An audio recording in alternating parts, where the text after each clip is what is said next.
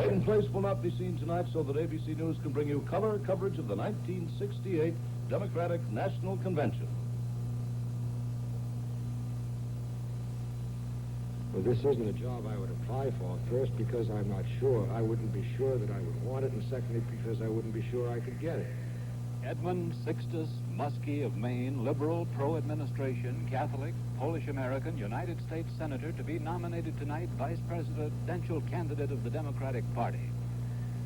Good evening from Chicago. The Democratic Party has a ticket to lead it, Humphrey and Muskie. What is not clear is how spirited a party the ticket has to lead. Senator McCarthy has refused to endorse it, and violence in the streets last night has left a pall over this convention. Tonight we bring you a full report on the final session of the convention.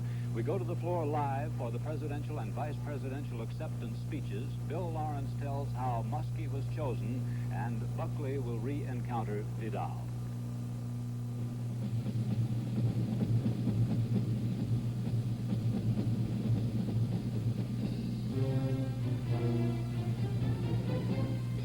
From Chicago, ABC News presents Race to the White House. ABC News special coverage of the 1968 Democratic National Convention.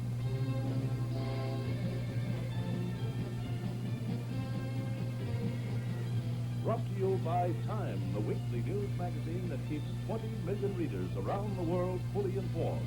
The more you need to know, the more you need Time. And by B.F. Goodrich, the name that assures quality in tires, chemicals, products for home, industry, and aviation. B.F. Goodrich, where exciting things are happening. The final session of the 35th Democratic National Convention opened at the International Amphitheater here in Chicago about an hour and 15 minutes ago. The first event after the usual opening ceremonies was the first truly unifying circumstance of this gathering. The convention saw a memorial film dedicated to the late Robert Kennedy. It was introduced by Senator Edward Kennedy, who spoke to the convention by pre-recorded videotape.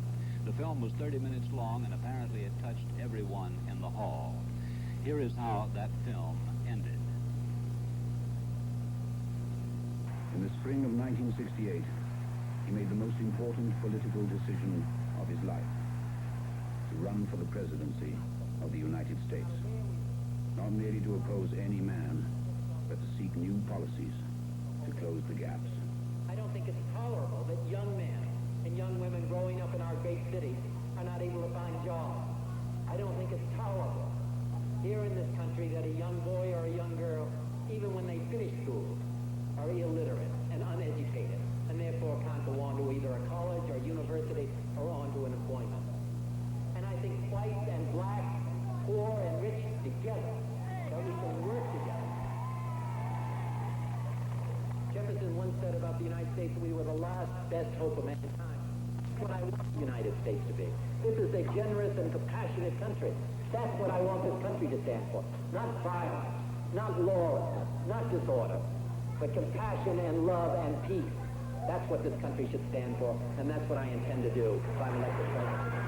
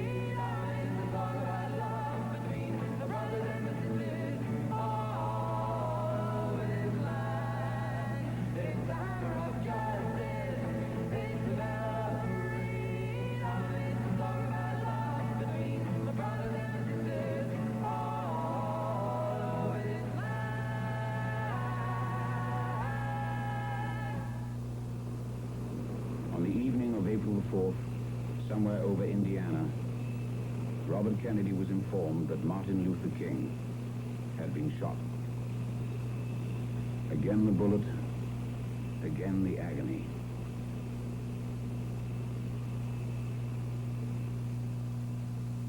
Martin Luther King dedicated his life to love and to justice between fellow human beings. He died in the cause of that effort. In this difficult day, in this difficult time for the United States, it's perhaps well to ask what kind of a nation we are and what direction we want to move in. For those of you who are black and are tempted to be filled with hatred and mistrust of the injustice of such an act against all white people, I would only say that I can also feel in my own heart the same kind of feeling. I had a member of my family killed, but he was killed by a white man. But we have to make an effort in the United States. We have to make an effort to understand, to get beyond or go beyond these rather difficult times. What we need in the United States is not division. What we need in the United States is not hatred. What we need in the United States is not violence and lawlessness, but is love and wisdom and compassion toward one another, feeling of justice toward those who still suffer within our country, whether they be white or whether they be black. And dedicate ourselves to what the Greeks wrote so many years ago, to tame the savageness of man and make gentle the life of this world. Let us dedicate ourselves to that and say a prayer for our country and for our people.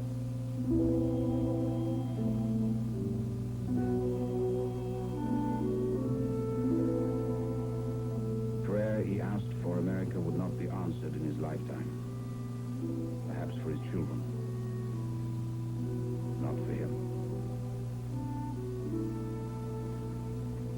My brother need not be idealized or enlarged in death beyond what he was in life. To be remembered simply as a good and decent man who saw wrong and tried to right it, saw suffering and tried to heal it, saw war and tried to stop it. Those of us who loved him pray that what he was to us, what he wished for others, will someday come to pass for all the world. As he said many times in many parts of this nation, to those he touched and who sought to touch him, some men see things as they are and say, why? I dream things that never were and say, why not?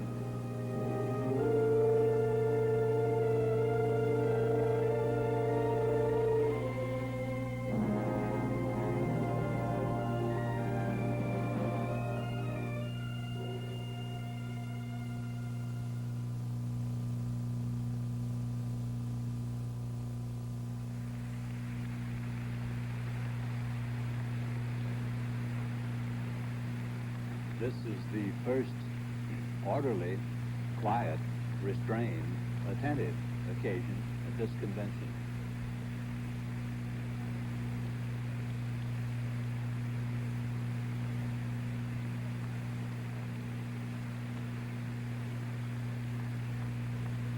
The applause continues and continues.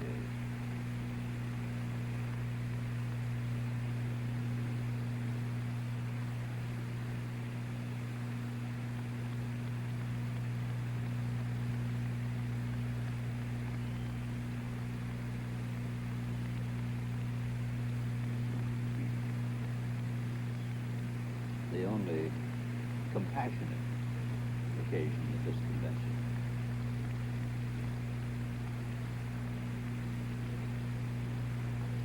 Now, some people are coming out of their trance, and there's a little more movement. In a moment, I suspect there'll be other sounds. Cheers. There they begin. And Before I make this announcement, clapping in rhythm drowns out the announcement. before making this announcement, I have another tribute that I would like to pay.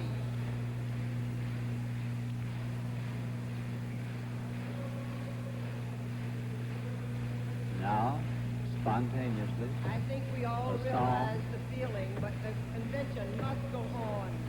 the battle hymn of the Republic is welling up from the floor.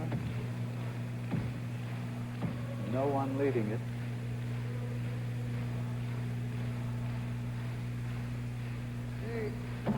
Now the convention must come to order.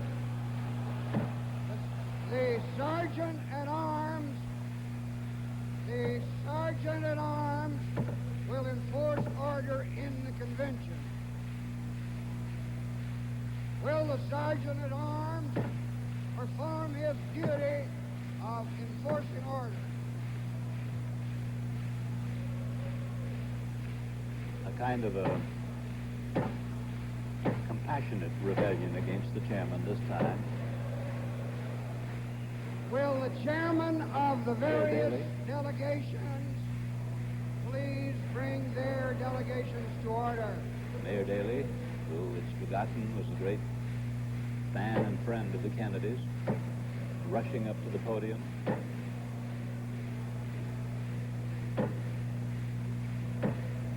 Carl Albert, trying Will the sergeant at arms please clear the aisle? trying with less and less effect to bring an end to this orderly demonstration. The delegates, out of respect for the great American whose memory we are commemorating, now be seated. This film was supposed originally to be shown towards the end of tonight's session. There was a last-minute change, and it was made one of the first things, one of the early events.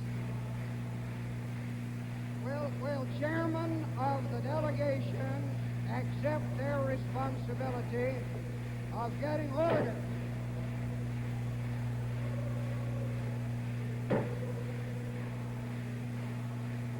Will the chairman of the delegations that are not in order accept the responsibility of getting order?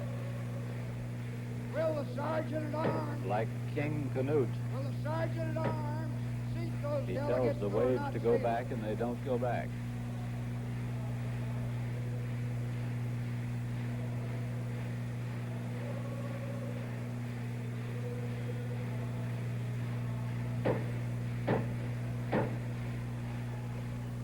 That was the reaction to the film tribute to Robert Kennedy. We'll continue with Chicago Day 4 after this message.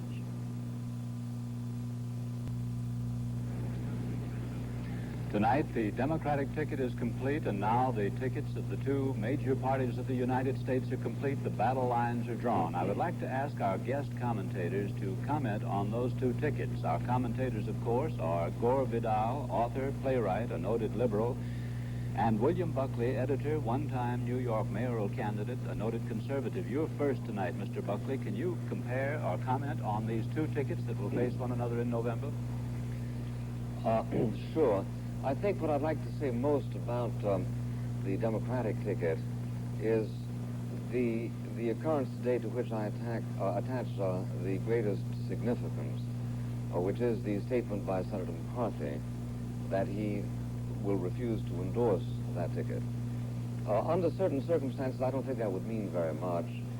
We've had political quarrels in the past after a resolution of which an individual said, I refuse to go along for whatever reason. But the reason I think it is especially important here today is because there is a congruity between this show of personal independence and a sense which I think has been encouraged among certain Democrats, largely younger Democrats, a total independence from any kind of authority, from any kind of identification with the decisions of a majority within their own party.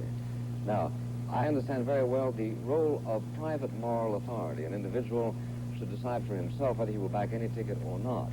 But it is moral philosophers, I think, rather than public men who primarily illustrate that particular imperative.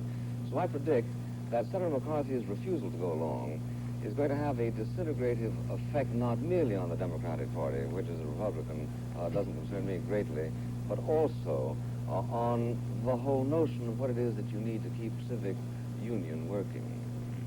Mr. Vidal, what do you think about that McCarthy statement? Do you think that it's as serious as that, too? Is the Democratic Party for the first time going to have a fight and not unite after the fight? Well, I think it is quite serious. I don't see the party uniting as it was, say, 4 years ago, which that was rather an unusual victory and rather an unusual consensus, as Lyndon Johnson would say. No, I'm not quite sure to the extent that Senator McCarthy will defect. I talked to him this afternoon, as a matter of fact, about half an hour, and his mood was extraordinarily serene and untroubled. I think he was waiting to see really how Hubert Humphrey will behave about the war, what the campaign will look like. Meanwhile, he said that he would campaign vigorously for certain senators on the grounds that it was, after all, it was the Roman Senate that had saved that republic, so maybe this Senate will save our republic. And I don't know to what extent. I think there will be a fourth party movement, in a sense balancing on the left what George Wallace is doing on the right. I think this is apt to come about in the next few weeks. I think there may be even a tendency to try and put Senator McCarthy's name on a fourth party ballot line in at least 25 states. Do you think he would agree? His attitude is wherever he could take himself off legally, he would feel obligated to do so. He is still a member of the Democratic Party. Where he was not obligated to take it off by law, there's nothing that he could do about it. That means that you could, in effect, put his name up or anybody's name up. And in certain states, whether the man himself wants to run or not is irrelevant. So I see a great split occurring, and I would agree with Mr. Buckley to this extent, that I'm almost absolutely convinced that Richard Nixon will win the election.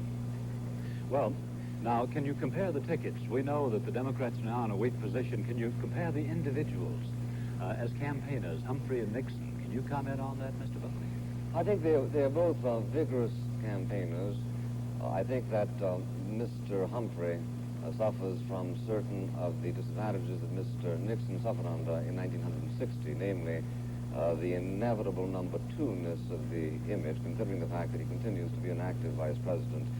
It would seem to me in that connection that Mr. Humphrey would have very little to lose, but a considerable amount to gain if he were to resign as vice president on the grounds of the explicit incompatibility of the two assignments. In point of fact, I don't see why that isn't accepted as a matter of national protocol. That on the one hand, it is impossible to be totally subservient, as practice requires you to be, to a president whom you serve as vice president, and on the other hand, to strike out and establish an independent image of your own of a kind that you are attempting to sell to the body of the people. So he has this disadvantage. Mr. Nixon doesn't have that disadvantage at this point.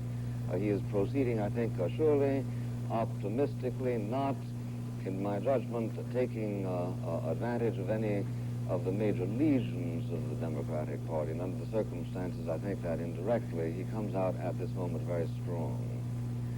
Can you see any... people say quite often, and I think they may be right, that this election may not be decided by the circumstances we see now. They may be decided by events in the world that happen between now and November. Can you see any events, Mr. Vidal, that would change this trend you're talking about, that Nixon's likely to win? I think if there were suddenly some extraordinary good news from Southeast Asia, such as a peace treaty or a complete cooling off of the war, which might then get back the peace party or parties, which would fragment off, I think that would be very helpful to the Democratic candidate. Conversely, if there's a great deal any more trouble in the cities of the sort that we've seen here in Chicago, I think that this will probably act against the Democrats and will be extremely useful for the Republicans. All they have to do is sit by and let the cities blow up and look as though they might be able to handle it. They really have a perfectly splendid year ahead of them. I was the moderator in the first Kennedy-Nixon debate, and I hope there's going to be a debate between these two highly articulate men. Mr. Buckley, you have a way with words. Which of the two do you think would be the better debater, handle himself better in a debate? Well, I think that Mr. Humphrey is more mellifluous than Mr. Nixon, but this may not be a time for mellifluity. Mr. Humphrey, you may notice when he's in the jam, is always extending his heart to whoever's in trouble. He's either doing that or dropping bombs on people, or at least justifying the doing of that, as he does in Vietnam, I think with some justification. He is, I think, smoother than Mr. Nixon. Mr. Nixon, on the other hand, has, I think, a quality of gravity which alienates some people, but doesn't alienate all the people. On the contrary, there are times when gravity is very much in order. Concerning sheer intellectual competence, I think both of them are highly qualified. And concerning a nature, a quality of apprehending and integrating what it is, what the movements are in political life, I think Mr. Nixon comes out ahead, and that you may discover this if you moderate the next one. What do you think, Mr. Vidal, about the ability of the two men to handle issues in public in contest with one another? Well, no reflection, Mr. Smith, upon your first debate, which I remember very well, between Kennedy and Nixon. But I think these great debates are absolutely nonsense. The way they're set up, there's almost no interchange of ideas, very little even of personality. If we remember, everybody decided that Nixon looked rather disagreeable, and that Kennedy didn't look as young as they'd been told. He looked much solider. He seemed to have a nicer smile. It was much more, it's too frivolous. There's also the terrible thing about this medium that hardly anyone listens. They sort of get an impression of somebody, and they think that they figure out just what he's like by seeing him on television. This would mean that you might have the most disastrous man in the country who happened to be a good television performer, and he could beat, let us say, Senator Taft, a virtuous man of no great telegenic charm. So all in all, if I may, I hate to suddenly come out against the idea of debate in our lives, but the way they are now set up on television, I don't think I'd even bother to watch this one. You know that we once hypothetically decided how each of our presidents would look in a television debate. We decided George Washington couldn't make it because his plate spit ill, and that Thomas Jefferson had shifty eyes and couldn't make it. We finally decided only Warren Harding would have made a presidential impression on television. What qualities then, if you don't believe in debates, what would you suggest that people judge candidates by? I would very much favor something, well, I think we'll all get very frustrated watching our friend Mr. Spivak, who's a very, very good man, good journalist. But watching him in these television programs, and you get a politician on the run, you ask question one, you watch him evade, move to question two, get him, what does he mean, what's his position, what's he all about, and what happens, they deflect off and they go off into the next question. In other words, this thing, there is no follow-up. I'd much rather see 2 or 3 sharp journalists who would be allowed to continue a dialogue, let us say, with the candidate. Right straight through, what do you really think about Vietnam? What do you really think about the American empire? What is your view of the whole? And that, I think, would be quite fascinating, and give a candidate an hour. And I think that'd be much better than 2 men playing it extremely cool with one another, realizing that the first who is totally disagreeable will probably lose. Mr. Buckley, I'm going to ask you to undertake an exercise of imagination. Suppose Hubert Humphrey asked you in despair, what is the best line I could take in this campaign? What issue should I make the most of? What would you suggest? Well, if I were Mr. Humphrey and my assignment were exclusively to try to get him elected, here's what I would say. I would say, look, my friends, we live in very mutinous times. We live in an age, and I'm willing to take a part of the responsibility for it, when people wander around pursuing their own private visions, irrespective of whether or not it gets in the way of other people. Now, since most of the civil disobedient are Democrats or to the left of Democrats, it is important that they be approachable by somebody whose position on the spectrum is contiguous to theirs. He might say, look, what would have happened if Barry Goldwater had been elected president in 1964? Can you imagine his having successfully withstood the domestic opposition to the Vietnam War during the past 4 years? So Humphrey might say, how can a Nixon speak to the hippies, speak to the Sparks and the Coffins? Nixon no doubt would answer, well, there is no reason to speak to them. One only emotes to them. But nevertheless, he would have walked off with a very sound and very cogent point. Namely, it is impossible to leap over that particular spectrum and communicate with the mutinous element in our society, and that this is a good reason for his election. Mr. Vidal, can you do exactly the same thing in reverse? Suppose Mr. Nixon called you in and said, I need help, and I trust very much your opinion, and you know what Democrats think. How can I woo most of them away? Well, that is an extraordinary assignment, Mr. Smith. It's a fantasy that I wouldn't dare conceive. I would rather take it right back again to what I might talk to Mr. Humphrey about. All right. And that would be really that we've heard here about the disparate and mutinous visions in our society. I would say if you wanted to be president of this country at this moment, that you're going to have to come forward and stop offering your heart, and you're going to have to stop saying that, you know, we must all be joyful. And you're going to have to offer them an alternative vision. And you're going to have to get right down to what are the things that are wrong with the society, about our imperial pretensions, where are they leading us, why are they so expensive, why do they seem to be going so badly for us. I think if you were honest about that, you could pick up the young and the uncommitted who are extremely angry this year. I would think that I would say to Mr. Humphrey, if you want to capture the ghettos, capture the Negroes, then I'd say break up the cities, devise plans. This can be done. These cities are now too large to be properly serviced, properly even to live in, as we've just been discovering here. They must all be rethought. Now, these are fundamental, radical in the true sense. And radical comes from the Latin word meaning root. You must go down to the roots of these problems. And finally, I would say, look, we are destroying the planet on which we live. We're destroying the water supply. We're destroying the air supply. We're using up the land. We're running out of food.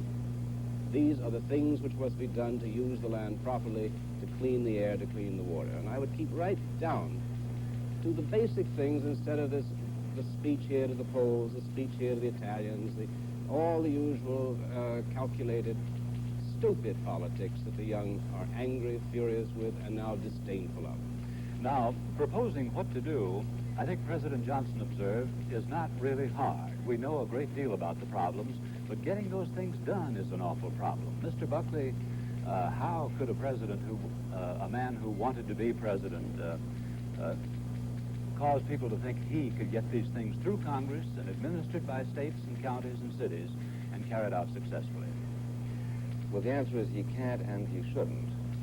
The principal obligation of a president of a free people is constantly to remind them that they will be happy or not according as by their own efforts and those of their neighbors and those of their friends and those of their neighborhoods, they succeed or do not succeed in making progress through life.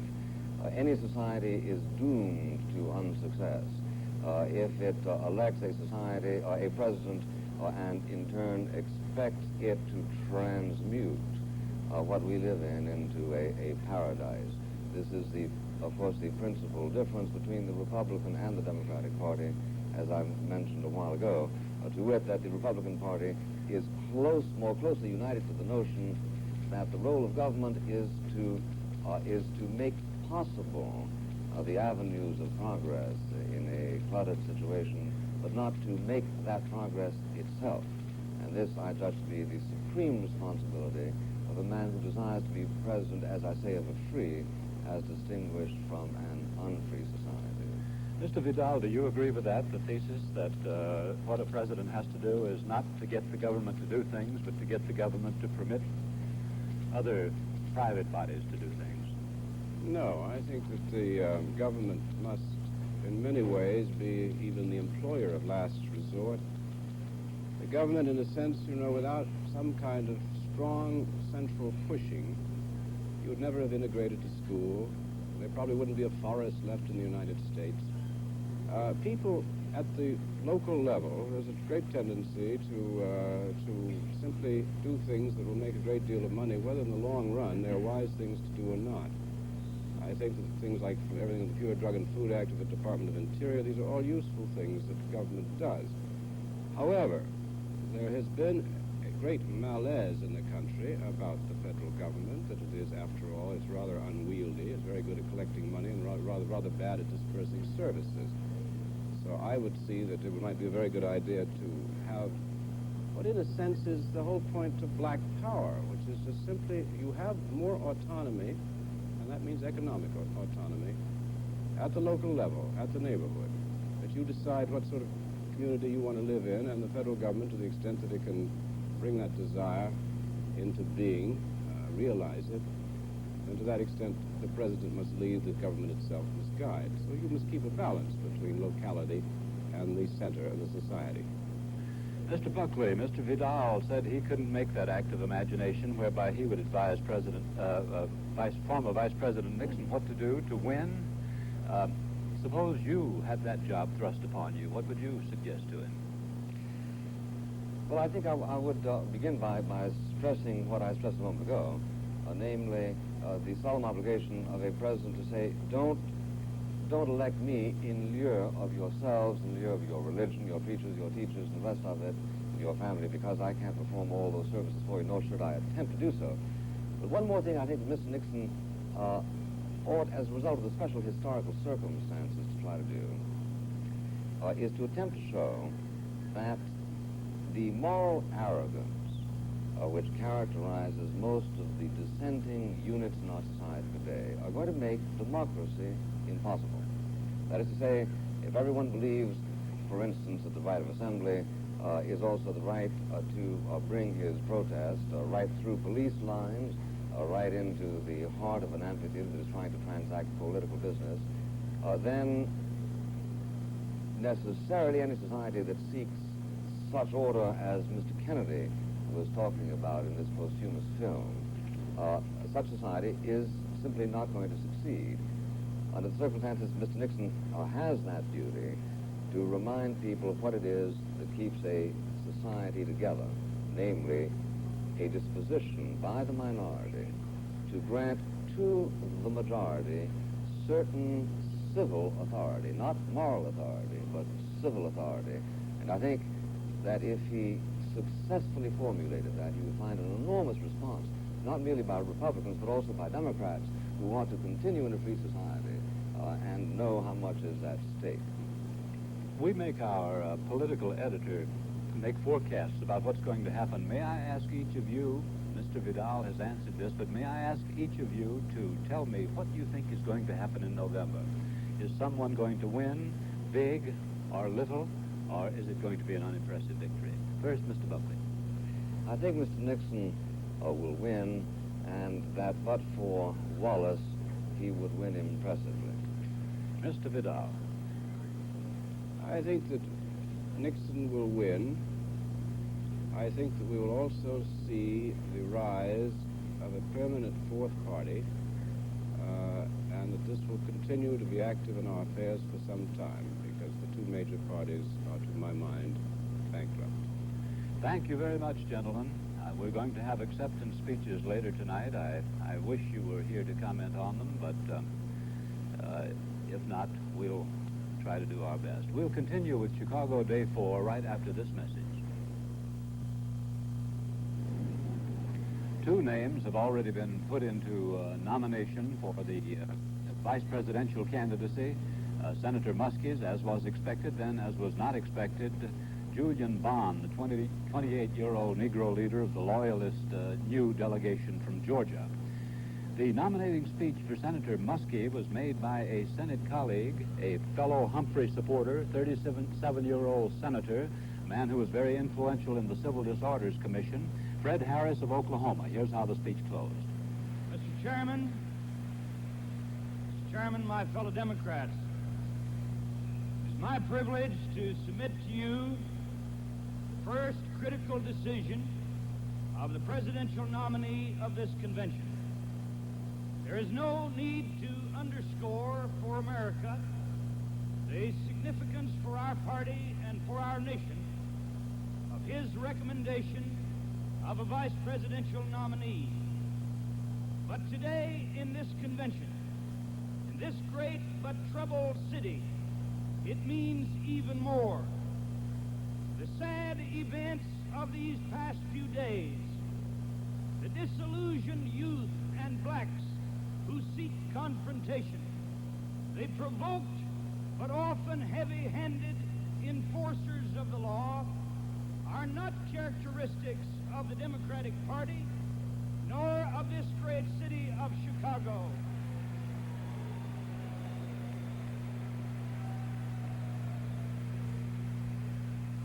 They are instead the sorrowful reminders of the desperate troubles of our time.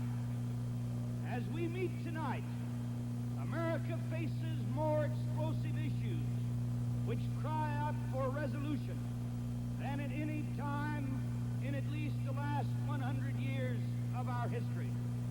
And that explosiveness threatens to fragment our country between rich and poor, black and white, young and old. It is because our party, unlike the Republican Party, is a national party, truly representative of our country and truly representative of all its people, that these issues have been brought into so sharp a focus in our convention. As the late Senator Robert F. Kennedy made so clear, today the three great issues, the three great moral questions of our time, peace, race, and poverty, have merged in one great tidal movement of history. And America must move with that tide or see its free democratic institutions swept away in violence or in repression. This is the crucial mission of our political leadership. It is the mission that only this Democratic Party can fulfill. And I'm proud to stand here and support as I have the man who has pledged himself to this historic mission, Hubert H. Humphrey.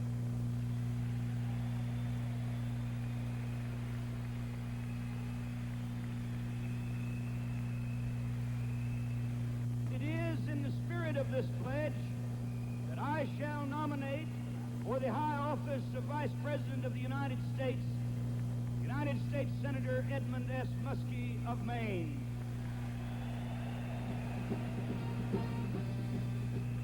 Those hastily printed posters for Muskie, as must be the case in most cases with the vice presidential nominee. And that was the nominating speech by Senator Harris of Oklahoma for Senator Muskie as the vice presidential candidate. The other name that's been put in nomination is that of Julian Bond, the 28-year-old leader of the so-called Loyalist Georgia delegation. He was nominated by Ted Warshawski, the vice chairman of the Wisconsin delegation. We have a recording of that speech now, but first, here is Dorothy Vredenberg Bush, the secretary of the convention, introducing Warshawski. West Virginia passes. Wisconsin. Mr. Chairman, I rise with a voice that has become hoarse in the exercise of democracy. I rise on behalf of the state of Wisconsin to offer a name in nomination.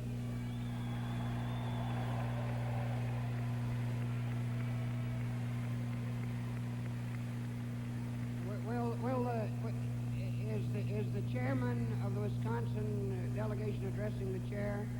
The vice chairman of the delegation, on behalf of our delegation, at the request of my chairman, whose voice is even more hoarse tonight than mine. Does the delegate desire to appear at the podium or to make the nomination from from his stand. Mr. Chairman, I appreciate your courtesy, but we of Wisconsin have stood with the people throughout this convention. We would just as soon be on the floor now. The delegate is recognized for the purpose of making a nomination for the office of Vice President. Thank you very kindly, Mr. Chairman, and I apologize for my laryngitis. Mr. Chairman, we of Wisconsin, as Democrats who are interested not only in what the party is, but in what the party is to become, if it will truly live up to the promise of the movie that we saw on that screen tonight, if it will truly lead up to the inspirational promise that Senators McCarthy and McGovern have given to this convention in this country.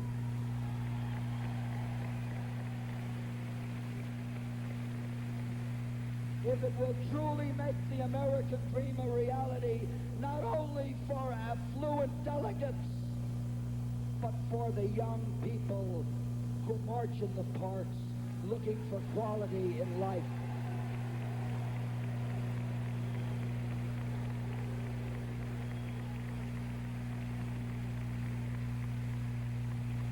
Mr. Chairman, I think that I'm going to surprise some of the people here tonight because there's a disease known as microphonitis.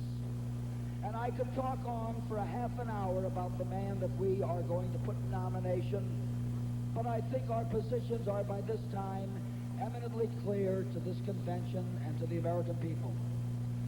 So I will say as simply and as sincerely on behalf of my delegation that we wish to offer in nomination the wave of the future. It may be a symbolic nomination tonight, but it may not be symbolic 4 years hence. We offer a nomination with the greatest pleasure the name of Julian Bond.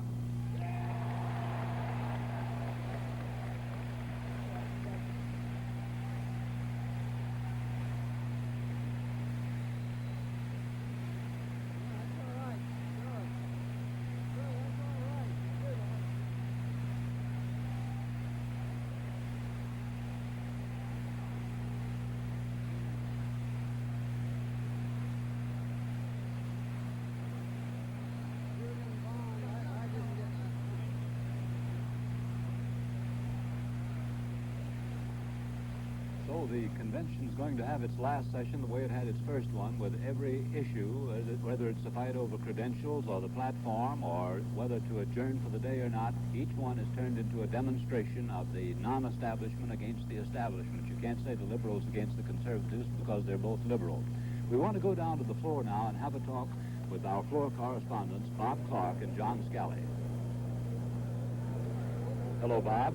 Yes, Howard. What is the mood down there now as the balloting is about to begin? Well, there's a mood of mild rebellion down here. The McCarthy forces particularly are anxious to do something more, something dramatic here during the course of the vice presidential voting. Julian Bond, of course, the attempt to put his name in nomination is out of order because Julian Bond is only 29 years old. Of course, you have to be 35 to be president. McCarthy forces are also talking about casting votes for either Governor Phil Hoff of Vermont or for Vance Hartke of Indiana, Senator Vance Hartke. So there's quite a little activity down here. All of it really, it can't go anywhere, but it's adding a little excitement to what would otherwise be a routine nominating session. John Scally? Yes, Howard. Any difficulty with security forces tonight? No, not tonight. Security seems to be sweet and kind and mild tonight. I haven't had any problems, however, with security, so I have no complaints. One of the names that may be placed in nomination here tonight, in jest, if my information is correct, is the name of Mayor Richard Daley. I've seen a nomination speech that one of the delegates has written, and he said that they were searching for a delegation to place it in nomination with the plea that he is the man who can best keep law and order and communicate with the young of our land. poor old Richard Daley. He's had a very, very bad week. I'll bet you that among the people who wish this convention was in Miami Beach is Richard Daley. I suspect you're right. Do you think that the demonstration, and that's what the Bond nomination is going to make much progress? Do you think you'll get many floor votes? None of them can really go anywhere. There'll be a small vote for Bond, but again, you may get a split vote.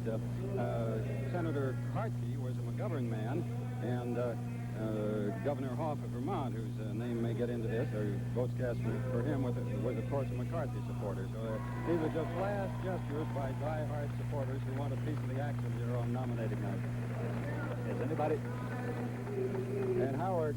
I think Julian Bond is going to speak now, Bob, so we want to go and hear Julian Bond, who has been placed in nomination, speaking. Appreciative of the honor of having my name placed in nomination as a vice presidential candidate. Unfortunately, I have not yet reached the age and must therefore ask that my name be withdrawn. In addition, the Georgia Loyal National Democrats would like to pass. Without objection, the withdrawal is agreed to. Thus ends that rebellion, the way most of them have ended.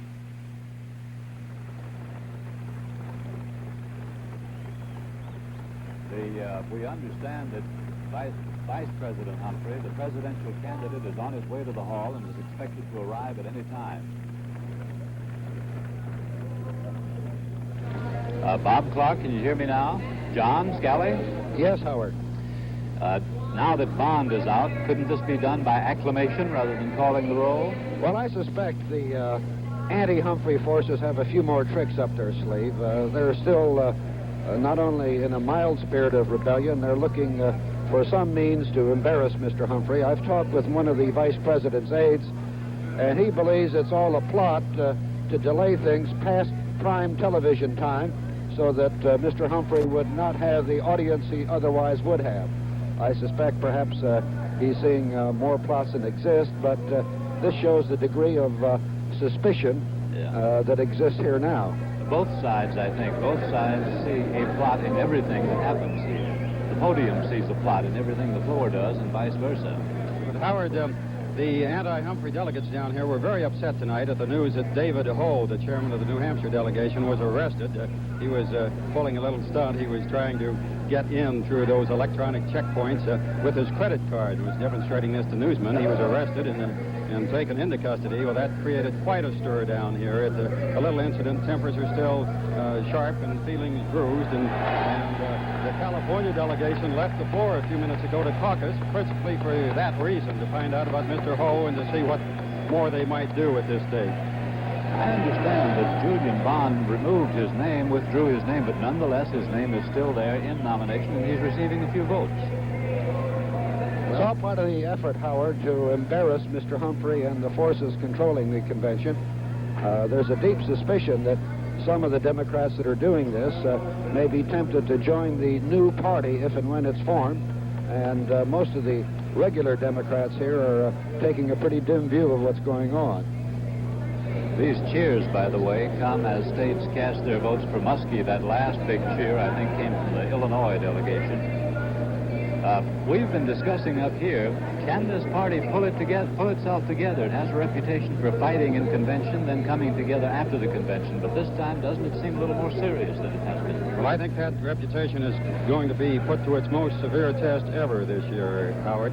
I think you'll find that the responsible leaders of the McCarthy and the McGovern movements will eventually pull in the line. Though, of course, McCarthy himself says he will not support Mr. Humphrey, will not support his campaign.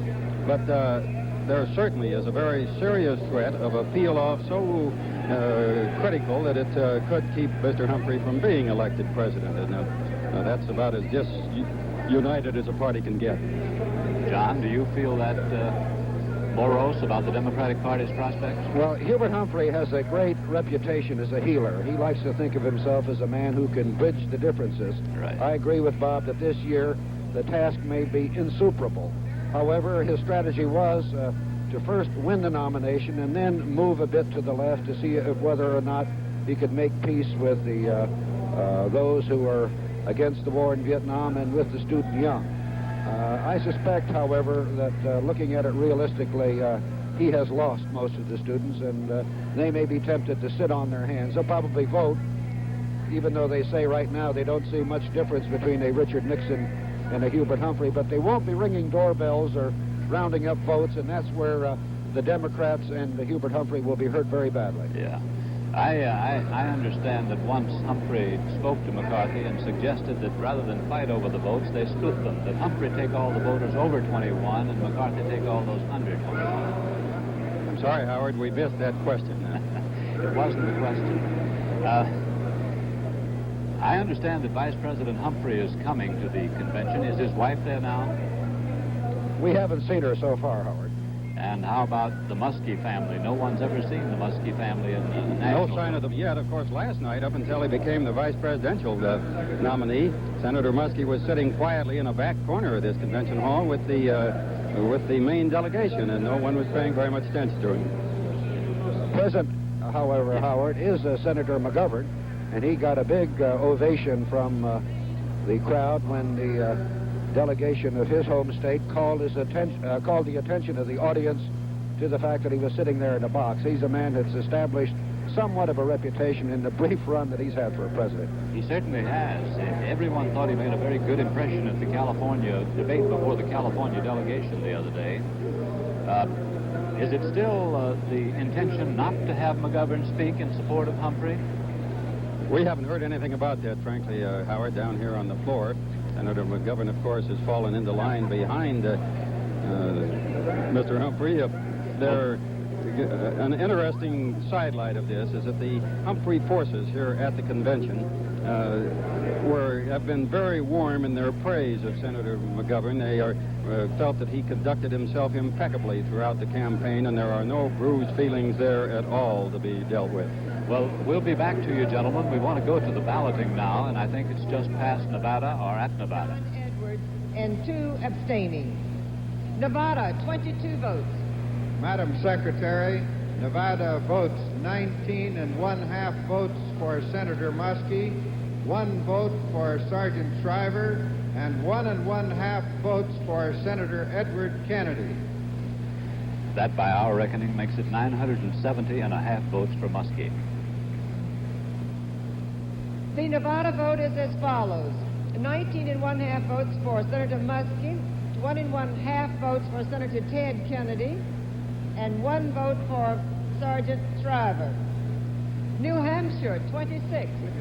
Madam Chairman, New Hampshire, whose motto is live free or die, passes. New Hampshire passes. New Jersey, 82. 82. New Jersey. Madam Secretary, New Jersey cast 65 votes for Senator Muskie, 16 votes abstain, and 1 person wishes to vote for Mr. Bond. We have Muskie now with 1,035.5 votes. The New Jersey vote. 65 votes for Senator Muskie, 1 for over Virginia 1,000 votes and now for Muskie. It takes 1,312 to be nominated. 26. New Mexico, the land of enchantment, cast 23 1/2 votes for Senator Muskie, 2 1/2 votes abstain. New Mexico vote, 23 1/2 votes for Senator Muskie, 2 1/2 votes abstain. New York, 190. New York cast 100 votes for Muskie, 90 votes abstain in protest of the arrest of the New Hampshire chairman. The New York vote, 100 votes for Senator Muskie and 90 votes abstaining. North Carolina, Bill, what state is 59. Muskie going to carry it on? Mr. Chairman, I haven't really charted this one because we didn't keep very good delegate counts on the vice president, Howard. I think he's going to win, however. And 58 votes for the next Vice President of the United States, Senator Muskie. Thank you, Governor Moore. The North Carolina vote, 58 votes for Senator Muskie. He lacks and 1 just a little for less than the 100 former of making governor it of now, North so Carolina, you're going to be right. Delightful Terry Sanford.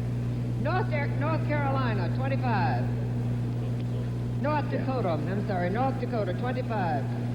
Howard, it will be Ohio. Ahead of Pennsylvania, Muskie is winning bigger than votes for Julian Bond, and 1 vote for our neighbor, Senator George McGovern. Would you please repeat that for me? North Dakota's 25 votes. 23 votes for Senator Muskie. Yes. 3 votes for Julian Bond. Yes. And 1 vote for Senator George McGovern. Thank you.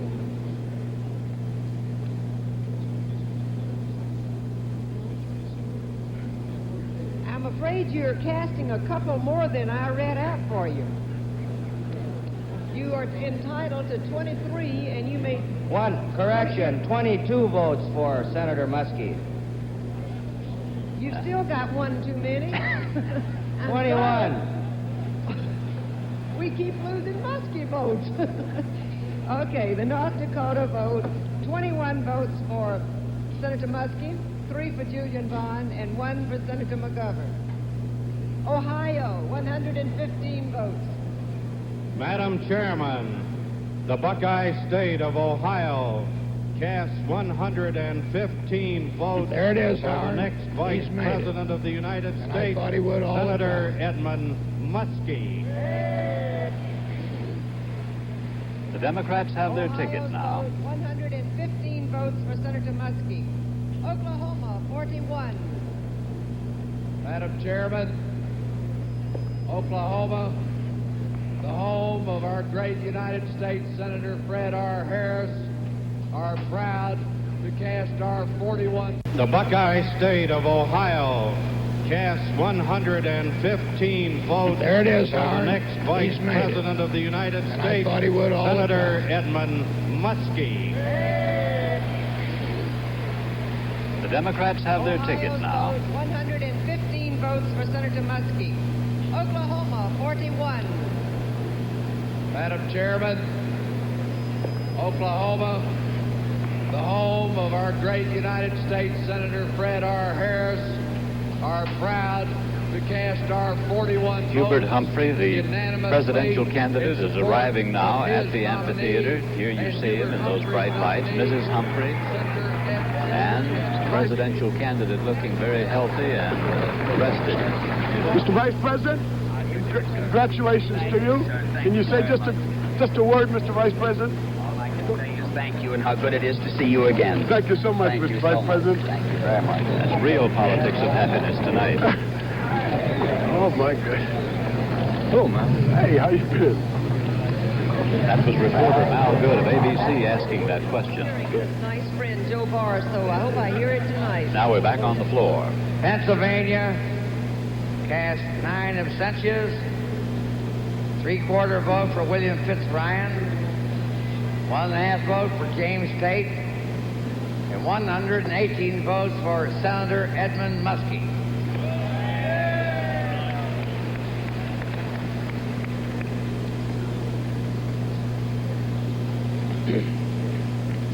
Mayor Barr, I really hate to do it. I don't know whether you're just getting time or what, but I'd like it repeated. We want you to repeat it. I have the 118 votes for Senator Muskie, 9 votes for William Fitzryan.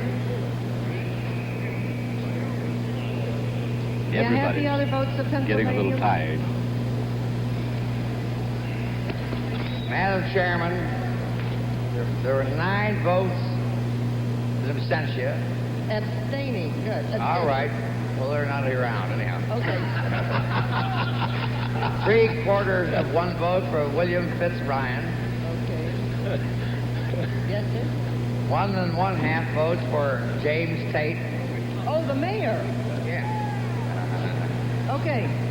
And 118 votes for Senator Edmund Muskie, the next Vice President of the United States. Now I have it. The Pennsylvania vote, 118 for Senator Muskie, 9 abstaining, 3/4 of a vote for William Fitzryan, and 1.5 votes for Mayor Tate. Puerto Rico, 8. Madam Secretary, Puerto Rico is very proud to cast its 8 votes for that able and distinguished young senator from Maine, Senator Ed Muskie.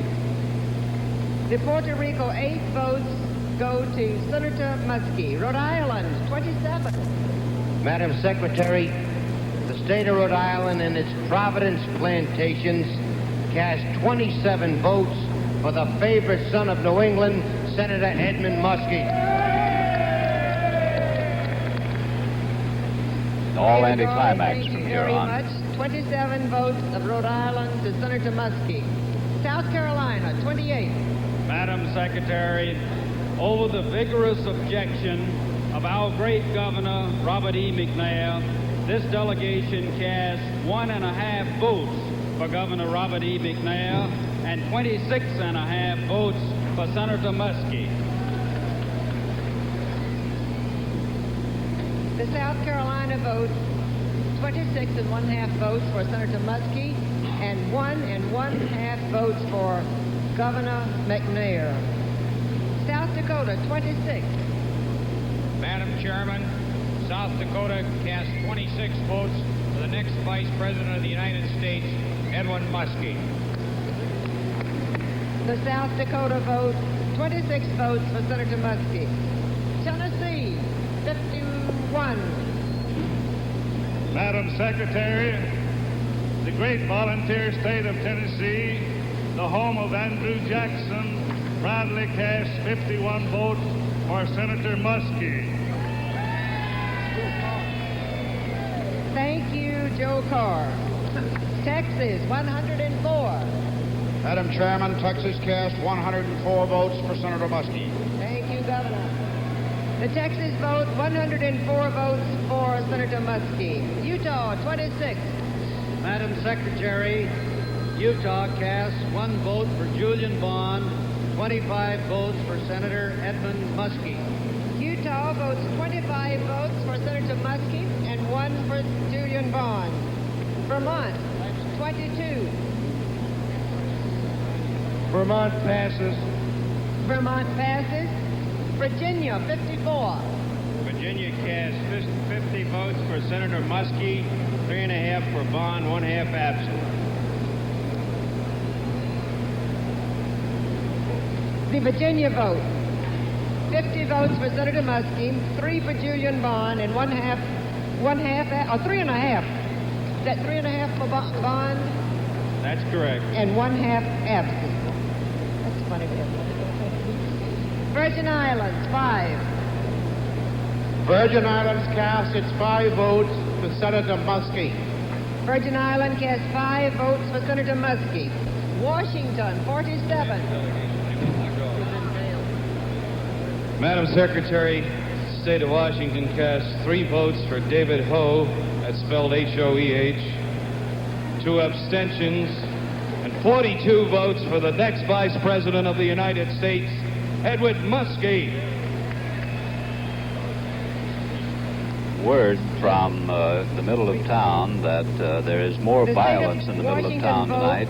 Dick Gregory and 19 other people have been arrested at 18th and Michigan Avenue. 2 abstentions and 42 We'll bring you a report on for that Senator later. Muskie.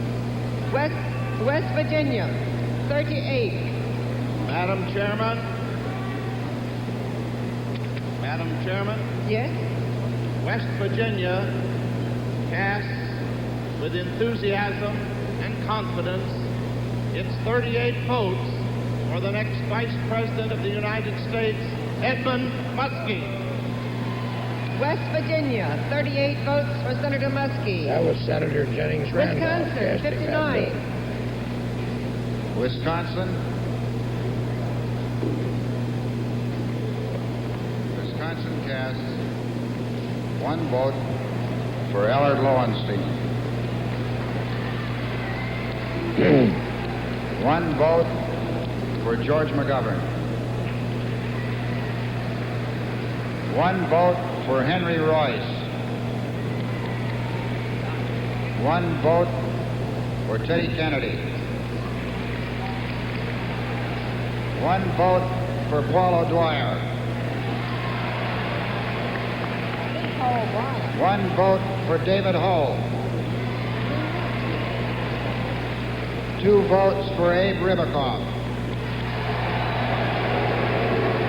This is a demonstration, not a vote. One thing you got to say about Democrats, Howard, is they certainly do have fun. The Henry Royce, who got 1 vote, is my next-door neighbor in Washington. 8 votes for Senator Muskie and 43 Democratic abstentions. And that's the state that placed Bond in nomination.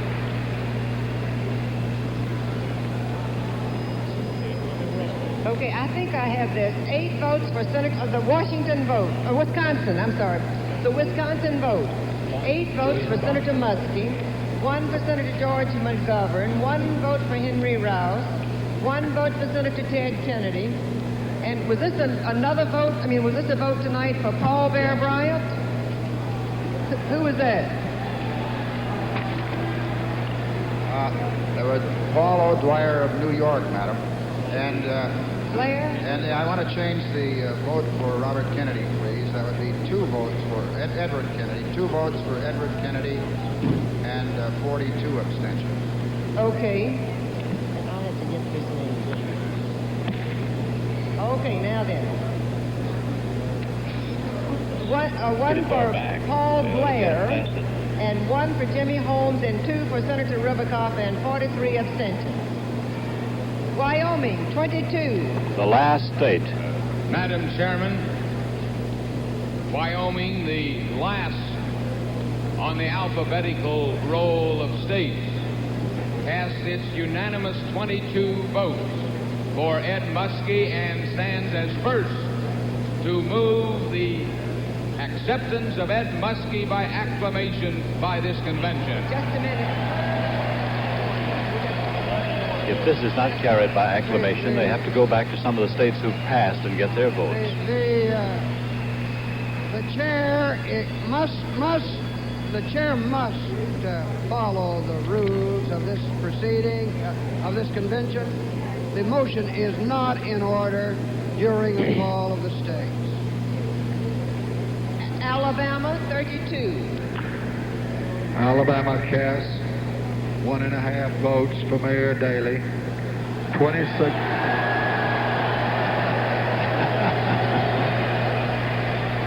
Yes, it's unpredictable, this Democratic convention. Daley is showing We new love strength. Mayor Daley.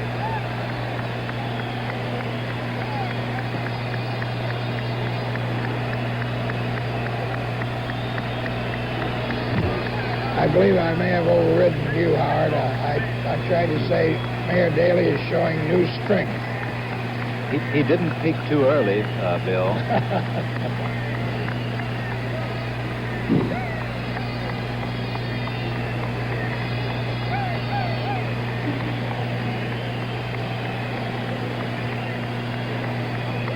So there's a demonstration now on the other side. We've had demonstrations Correction, Madam Chairman. from, if you'll forgive the phrase, the left. Now we've had one from the right.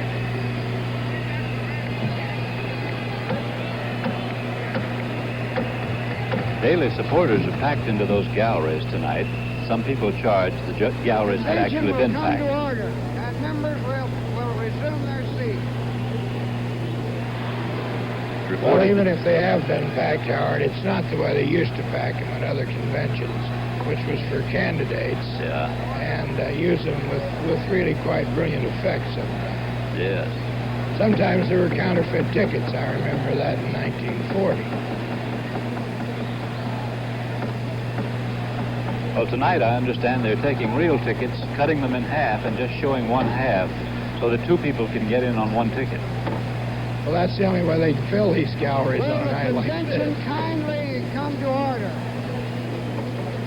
I bet Alabama never thought it would have such an enthusiastic reception for something it did at this convention after its bad start.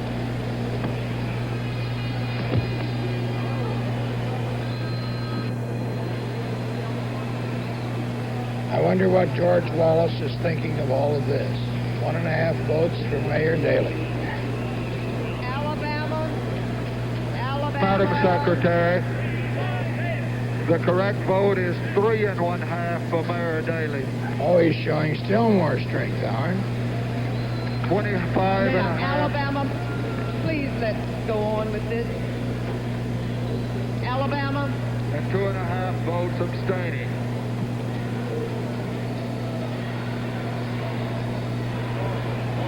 Alabama?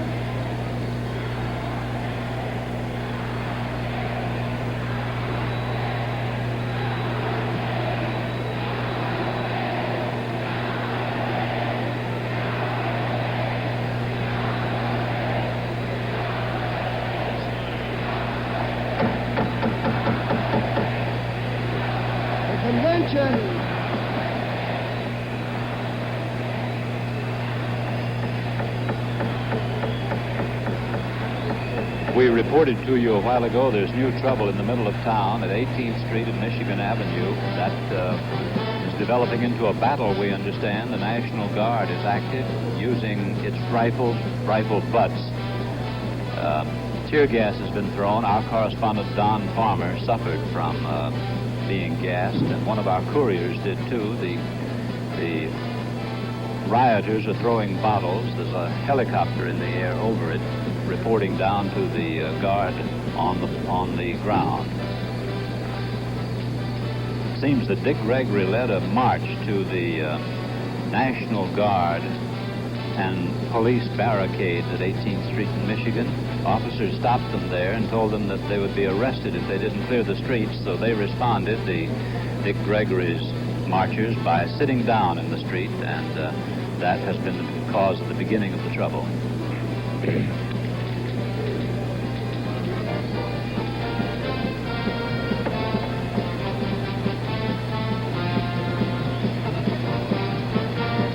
I suppose this tribute to Broadway is part of the celebration of that big vote for Mayor Daley.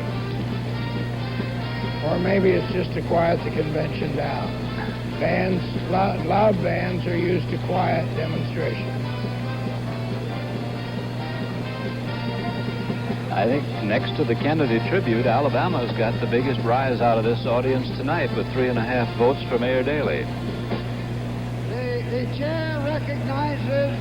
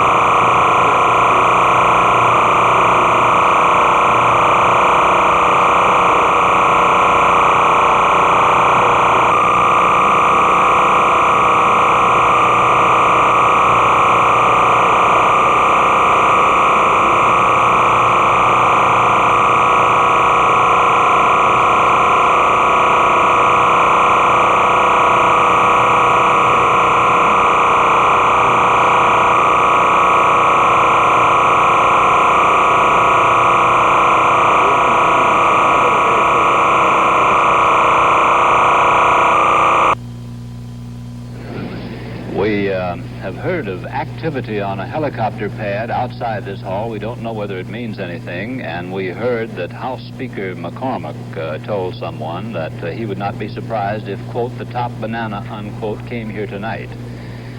I don't know where we want to go now. We go to Bill Lawrence, our political editor now, for a comment on the events that have happened and transpired so far. Bill? Well, Howard, Senator Muskie has been for a very long time the favorite for vice president among the leading Humphrey strategists. And he was actually settled upon for the number 2 spot at about 3:30 a.m. this morning at a series of meetings which included Labor, the Conservative South, and Northern Liberals. As each said in turn that they had no objections to Muskie, then this was pretty well settled. There then was a long and unexplained pause of about 14 hours, while Humphrey, for some reason or other, gave renewed consideration to some other names. Senator Harris of Oklahoma, who later placed Muskie in nomination, and surprisingly, former Postmaster General Lawrence F. O'Brien, whose was almost the last name to be passed over. Now, there were a lot of good political reasons for selecting Muskie. He's a Roman Catholic of Polish origin, and the Democratic Party right now is hurting among large Polish voting blocs in Buffalo, Detroit, Milwaukee, Chicago, and elsewhere. These blue-collar workers, and many of them are union members, are bitter about the expanding rights of Negroes to good jobs and good housing. And right now, many of them plan to vote for George Wallace's third party. Humphrey hopes that Muskie can help bring them back to the Democratic standard. Muskie does have a proven record as a vote-getter, both among Republicans and Democrats. He played a big role in shifting Maine from its solid Republican base and made it a two-party state. He's a hard-working, if not a spectacular, legislator, and he's made practically no enemies at all in the Senate. It was Muskie who presented the Humphrey plank on Vietnam to the Platform Committee and who defended it quite eloquently before this convention this week. Howard? Bill, Senator Muskie has a 77-year-old mother who still lives in a 6-room house in the paper mill community of Rumford in west central Maine. 4 of his sisters live nearby, and a younger brother lives in Riverside, California. His mother was not really interested in it, but last year he bought her a TV set, and she's been watching proceedings here for the past few days, but she only stays up as late as 11 o'clock, which Eastern time, which means she only has 7 minutes if she stays up tonight only until 11, but I would imagine she would break her rule tonight and stay up to hear her son make an acceptance speech as the vice presidential candidate of the Democratic Party. The family is said to be thrilled, as you can expect, extremely proud of him. One of the sisters said, "I'd be just as happy if he were to remain senator, however. It's safer, especially the way things are going today." Muskie is married to a girl from Waterville, has 5 children. His father was a tailor. Well, Hubert Humphrey chose his running mate, and now the convention has formally nominated him. Senator Muskie of Maine served 10 years in the Senate. The first time I met him was in the presence of Senator Eugene McCarthy and Senator Hubert Humphrey. They were all 3 planning something in the Senate, and I was looking for an interview with McCarthy at that time, so I went in and listened to all 3 of them. They were all close friends then. Just hours before he was picked by the vice president, Muskie suggested he might differ with Mr. Humphrey over the conduct of the Vietnam War. The vice presidential nominee told newsmen that he was inclined to actively pursue the possibility of a bombing halt if there was a lull in the fighting. I don't know what he means by that. Some people interpret that to be a lull, what's been going on lately. And we're waiting now, and soon we'll take you to hear the acceptance speech of Senator Muskie. But first, we want to go down to the floor and have a talk with floor correspondent John Scally. Howard, we have a temporary lull here. We're about to have a prayer. Prayers are what the party needs. Eternal God, who art within the pain and heart throb of struggle, yet who doth dwell in serenity beyond the confusions and passions of men, we turn to thee in this momentous hour to invoke thy grace. Thou still art the ruler of men and of nations.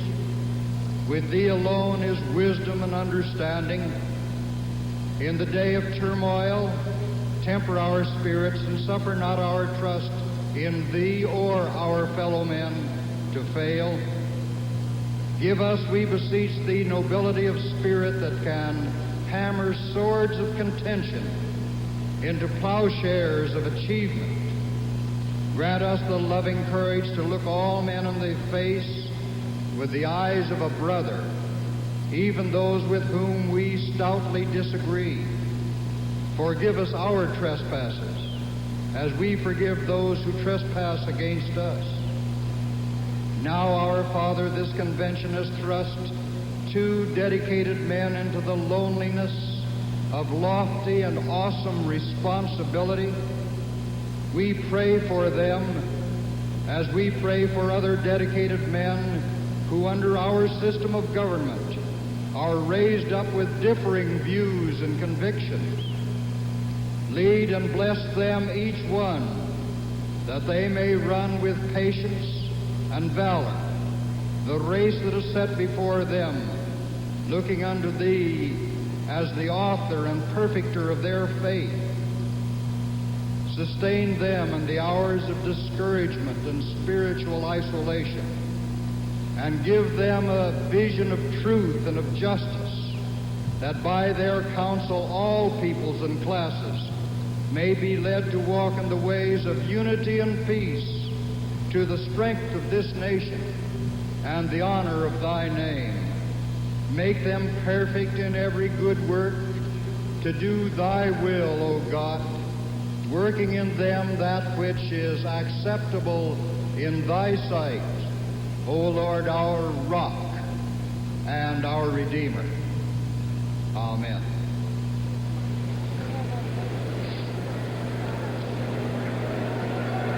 Well, Howard, I'm standing here on the edges of the New York delegation, which has been the center of most of the fuss and the cane that has been raised here during this convention. I've talked again with some of the Humphrey people, and while they were concerned about a half hour or 45 minutes ago, they are now positively furious at all the delay because it's put Mr. Humphrey's speech past the prime time. Back to Howard. Here comes Senator Muskie now, coming into the hall, looking a little like James Arness in a businesslike mood.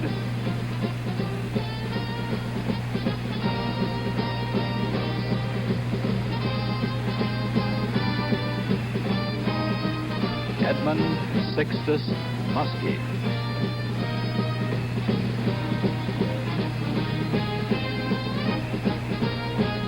And the Maine Stein song.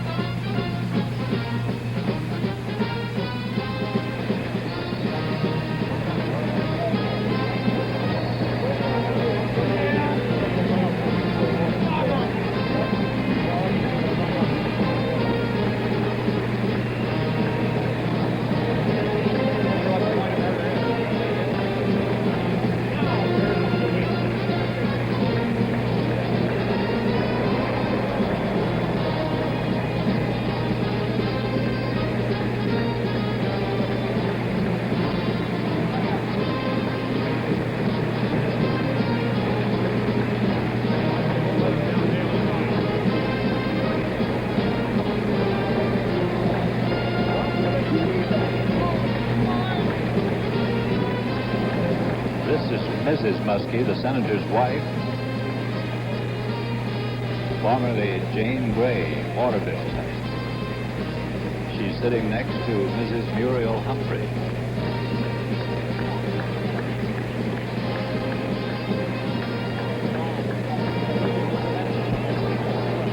Neither she nor the senator appear to be swept off their feet. He's used to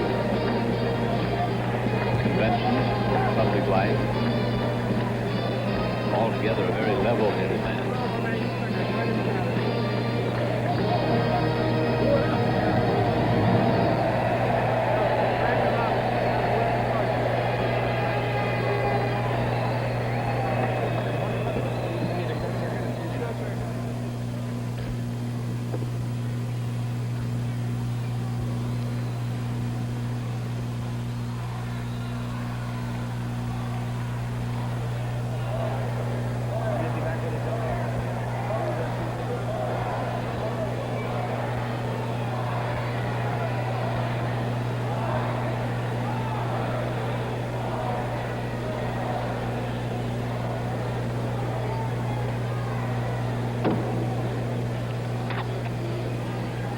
Oregon is seeking recognition. This is the delegate from Oregon. The chair has been advised that Oregon did not record its vote. But the time having passed, the Oregon delegation may send its vote forward. Then what is the... Was Oregon called in the regular order? Well, what was the Oregon vote? All right. What was the Oregon vote? What was the Oregon vote?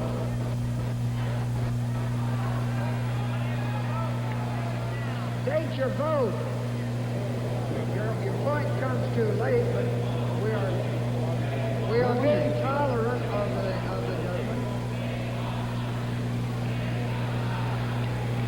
judgment. This is obviously another demonstration by somebody, but a part of the crowd is now shouting, "We want Humphrey."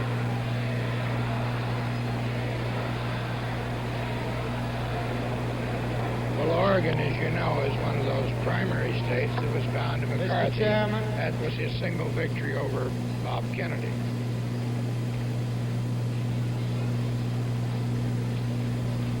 Mr. Chairman, that great young senator from the great state of Oklahoma, Senator Harris,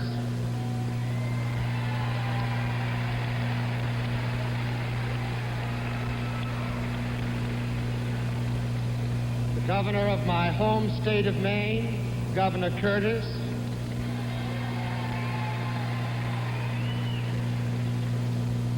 that distinguished governor of the state of New Jersey, Governor Hughes,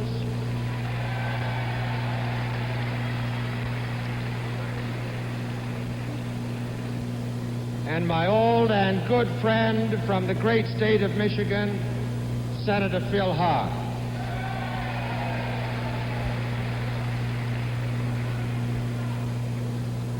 And fellow delegates, fellow Americans,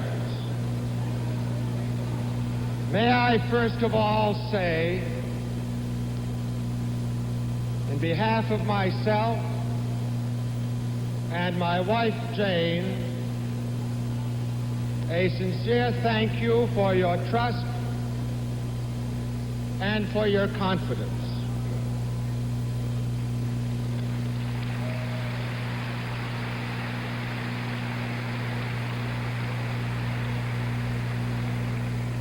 For those who preferred someone else, I'd like to tell you of something that happened in my hometown in Maine late this afternoon. I learned of the Vice President's decision about 4 o'clock. It was too late for me to bring any of my family to Chicago.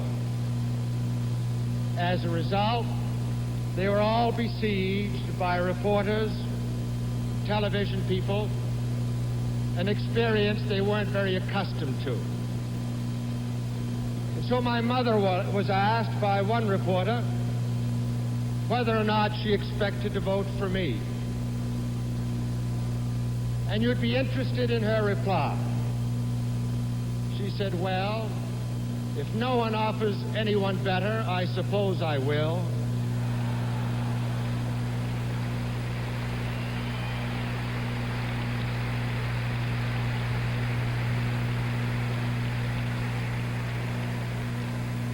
That's one vote I'm going to have to work for. I didn't really expect that this opportunity and responsibility would come to me.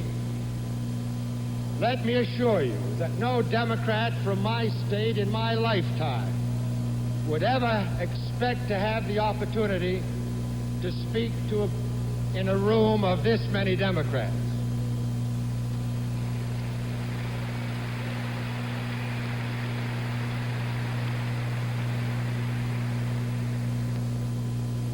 And with that background, we have learned to be proud to be a Democrat in a state where it's hard to prove that it's a worthwhile status in life.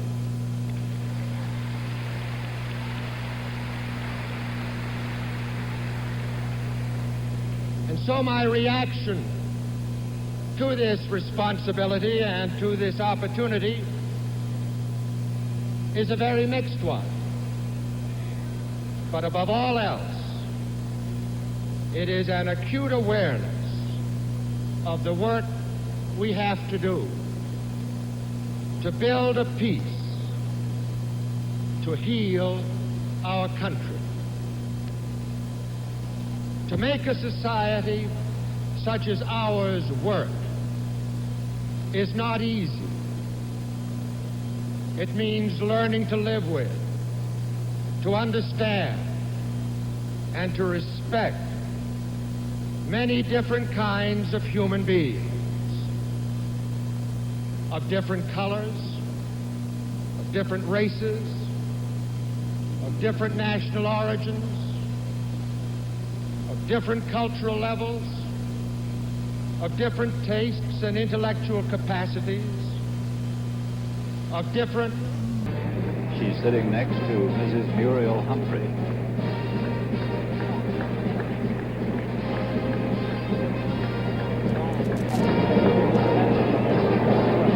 Neither she nor the senator appear to be swept off their feet. He's used to conventions, public life. Altogether a very level-headed man.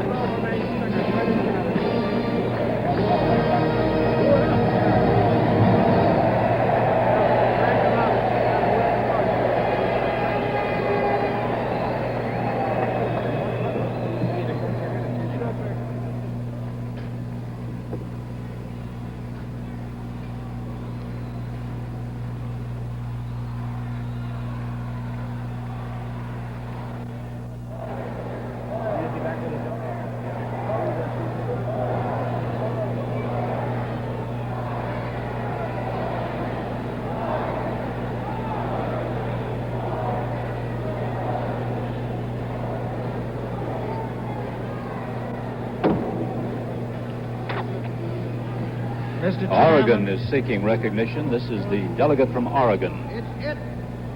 The chair has been advised that Oregon did not record its vote. But the time having passed, the Oregon delegation may send its vote forward. What is the...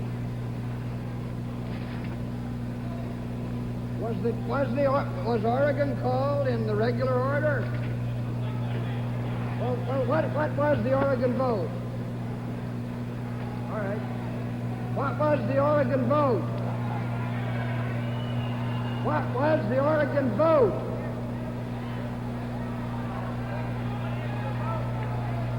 State your vote. Your point comes too late, but we are being tolerant of the judgment.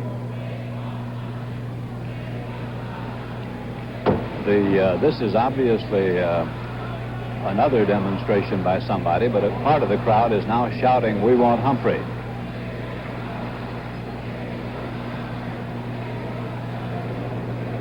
Well, Oregon, as you know, is one of those primary states that was bound to McCarthy. Mr. Chairman. That was his single victory over Bob Kennedy.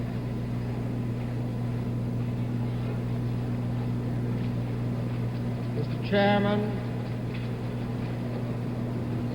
that great young senator from the great state of Oklahoma, Senator Harris,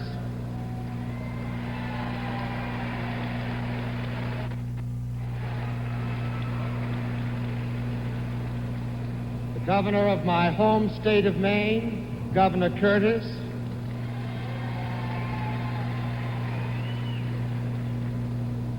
that distinguished governor of the state of New Jersey, Governor Hughes,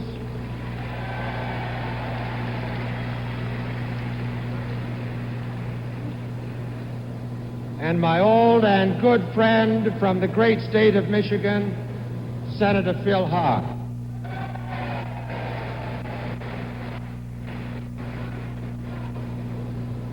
And fellow delegates, fellow Americans, may I first of all say, in behalf of myself and my wife Jane, a sincere thank you for your trust and for your confidence.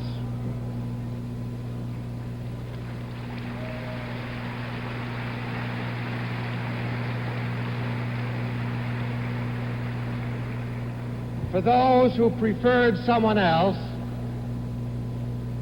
I'd like to tell you of something that happened in my hometown in Maine late this afternoon.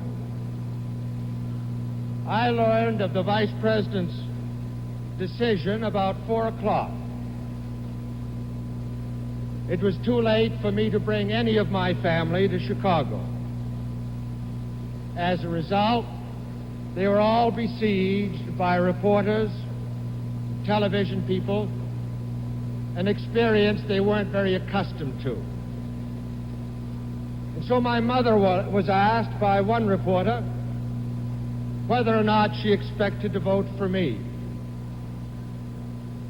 And you'd be interested in her reply. She said, well, if no one offers anyone better, I suppose I will.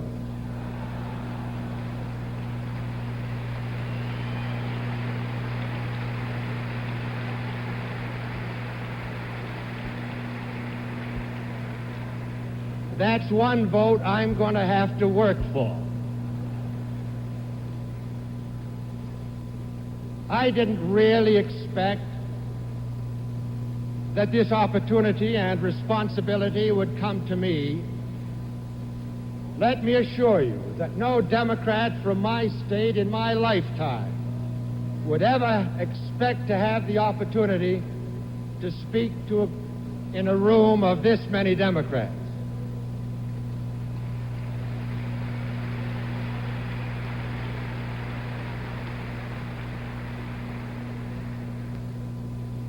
And with that background, we have learned to be proud to be a Democrat in a state where it's hard to prove that it's a worthwhile status in life.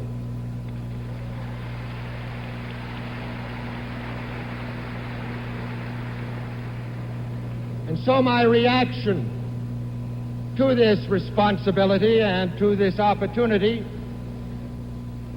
is a very mixed one. But above all else, it is an acute awareness of the work we have to do to build a peace, to heal our country, to make a society such as ours work is not easy. It means learning to live with, to understand, and to respect many different kinds of human beings, of different colors, of different races, of different national origins, of different cultural levels, of different tastes and intellectual capacities, of different educational attainments, of different social backgrounds, personalities, and dispositions, and to accept them all as equals. It means learning to trust each other, to work with each other, to think of each other as neighbors. It means diminishing our prerogatives by as much as is necessary to give others the same prerogatives. It means respect for the rule of law as a dispenser of justice as well as a maintainer of order.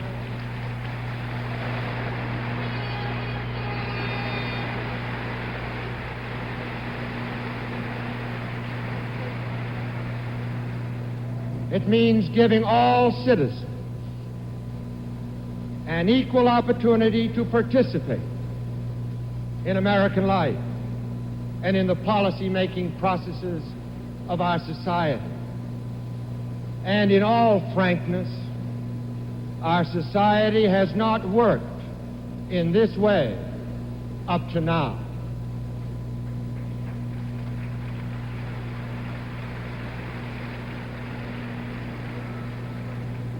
There are risks in such a society because there is evil as well as good. There is meanness as well as generosity. There is dishonesty as well as honesty. And there is violence as well as peace. But these are risks we must take. There are those who believe that a society of this kind cannot work. To put their doubts in perspective, let us not forget that when we began this experiment in government, we did not instantly achieve an equal chance for every member of our society. But we did promise to work toward it.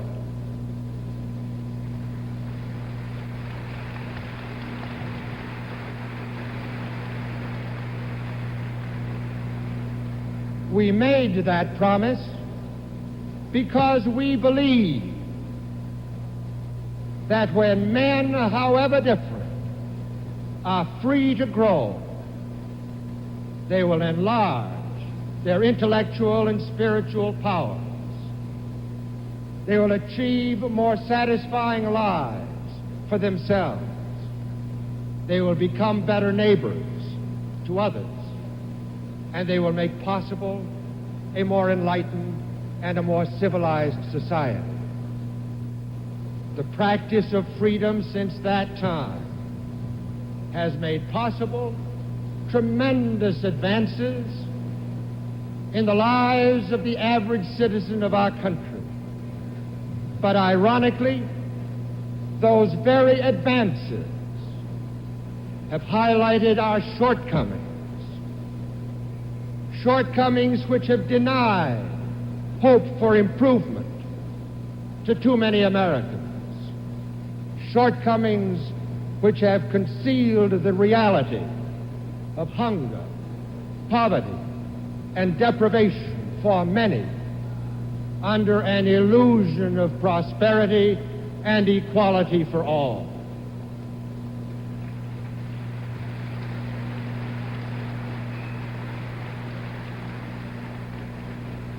We have learned, painfully at times, that freedom does not automatically correct the inequities, the injustices, and the human failings of any society. Freedom does not automatically create concern, understanding, and compassion in all citizens. And so we have learned that freedom does not work unless we work at it.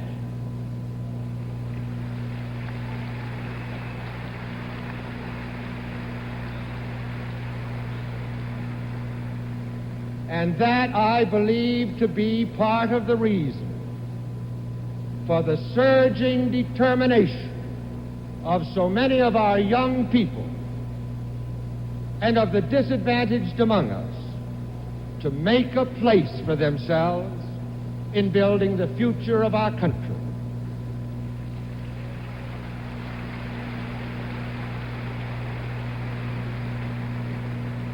In identifying the direction in which it should go, in setting the pace at which we should move.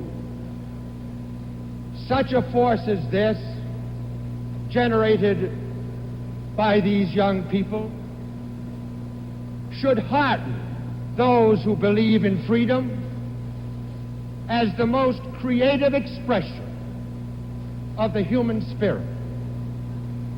But there are some disquieting aspects to this force, because it can be expressed, and often is, in unrestrained, irrational, and even explosive ways.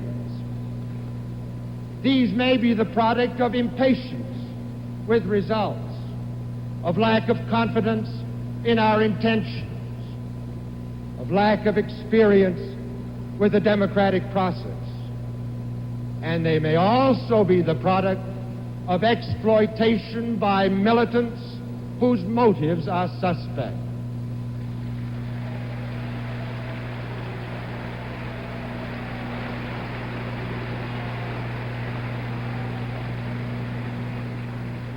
We who have had the advantages of living and experiencing freedom must have the patience to make the distinction between these two groups and to deal with each of them differently.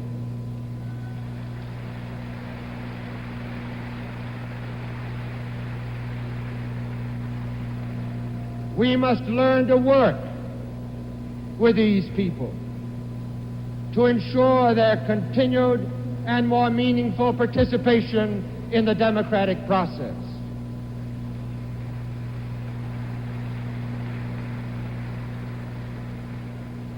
We must inspire their confidence that their efforts will achieve the dignity, the opportunity, and the equality which they seek. This is the way.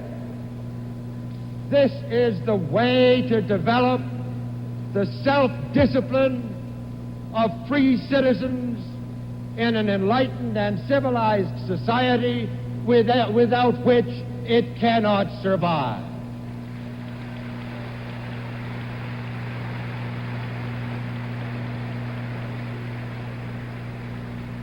This is the kind of work which the Democratic Party knows, which it has responded to instinctively, and which it has done so well.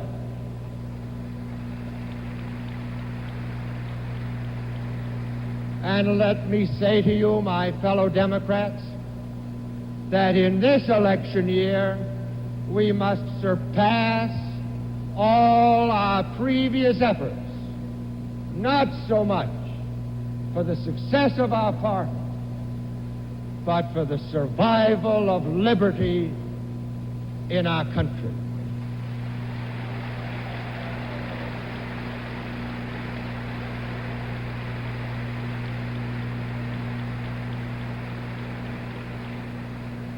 And I might close by suggesting as a standard the words of a voice from an ancient democracy in Greece. The words were these: we are capable at the same time of taking risks and of estimating them beforehand. Others are brave out of ignorance. When they stop to think, they begin to fear. But the man who can most truly be accounted brave is he who best knows the meaning of what is sweet in life and of what is terrible, then goes out undeterred to meet what is to come. So, my fellow Americans, let us make certain that we know the difference between what is sweet in life and what is terrible, and that we then go out undeterred to meet what is to come. It is in this spirit that I accept your nomination and will try to justify it.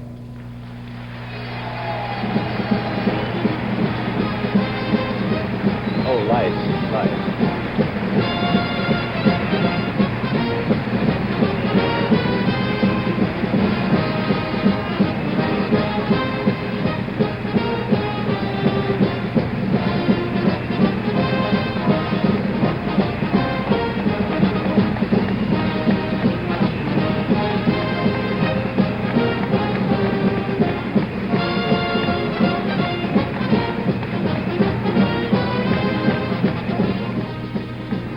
We will be back with more on Chicago Day 4 right after this message. Still an ovation for the vice presidential candidate Ed Muskie. His wife joined him for a short while at the podium. In that acceptance speech, he spoke indirectly about the Chicago disorders He spoke of the surging determination of young people. And he said, there are, however, disquieting aspects to this force. It can be expressed in unrestrained, irrational, and sometimes explosive ways. And he said this can be the product of impatience and inexperience, or it can be exploited by militants whose motives are suspect. Just after he said that, Mayor Daley applauded him. I think you saw him on the screen. And shortly after that, Mayor Daley left the hall. We don't know where he's gone. We haven't heard any further word of the troubles in the middle of Chicago. It's just possible he has gone to do something in connection with those troubles. We're waiting now for the presidential candidate, the present Vice President of the United States, Hubert Humphrey, to come into the hall and to be introduced and to make his acceptance speech. It's been a bad, bad day, or 24 hours for Mayor Daley. A congressman in Washington has said he's going to introduce a bill requiring that federal aid be withheld from state and local police agencies which use unnecessary and unconstitutional force to break up nonviolent demonstrations. However, it's not yet shown that that was absolutely a nonviolent demonstration last night. And a federal court restrained the Chicago police today from interfering with news reporting of disturbances during the Democratic National Convention. A while ago down in the hall, we saw a policeman on his knees lettering a poster which said, "We love Mayor Daley." Here's some word about that trouble in the middle of town. Civil rights leader Dick Gregory and at least 20 men and women wearing delegate badges to this convention were arrested a short time ago at 16th and Michigan. The trouble began in 18th and Michigan. 2 blocks away, they were arrested in the heart of the downtown area. The protesters were taken into custody when they tried to walk past a barrier put up by the National Guard. The group included several clergymen, some men in business suits, plus the hippie-clad young people that have been in the midst of all these protests. I think we have a development coming down on the floor in just a short while, and we will go down to the floor when the Vice President appears or when his introducer begins talking. About those marchers, when the guardsmen began hustling the marchers into a police van, great clouds of tear gas began to float over the area. The delegates, those wearing delegate badges, submitted to arrest quietly, and it looked for a few moments as though there wouldn't be any further trouble. But then a crowd gathered, and the National Guardsmen began trying to move people up the avenue, and that's when trouble began. We go back now to the floor. The party had to select a candidate for president who could take charge of this party, take charge of the presidency, take charge of America's future. There are few such men. Let us be clear about America tonight. We are a troubled nation that must have a leader of purpose. We are an anxious nation that must have a leader of confidence. We are a powerful nation that must have a leader of wisdom and restraint. And we are a peaceful nation that must have a leader with the courage to make peace and the strength to preserve it. We have found that man.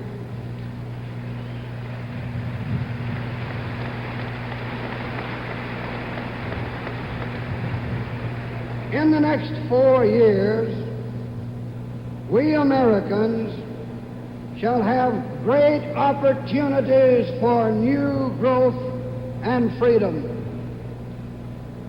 Opportunities that can, if neglected, be lost forever. There will also be midnight crises and moments of peril, when one rash act can lead to nuclear war, but when one act of statesmanship can save and strengthen the peace. My fellow Americans, my fellow Democrats, we have selected a man who can give us this leadership and who can call us to the greatness that is the promise of America and the American people. It is my high honor to present the new leader of our party, the next President of the United States, the Honorable Hubert H. Humphrey.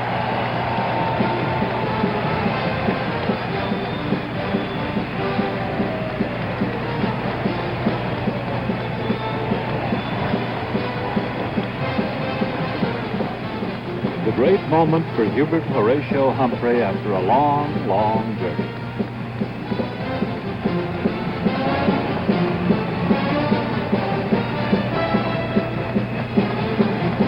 But what a job he's got before him. Doing that job begins tonight. His wife just threw a kiss to him. Reuniting this party is the job. It's the majority party in the United States, but it is badly, badly divided and dispirited.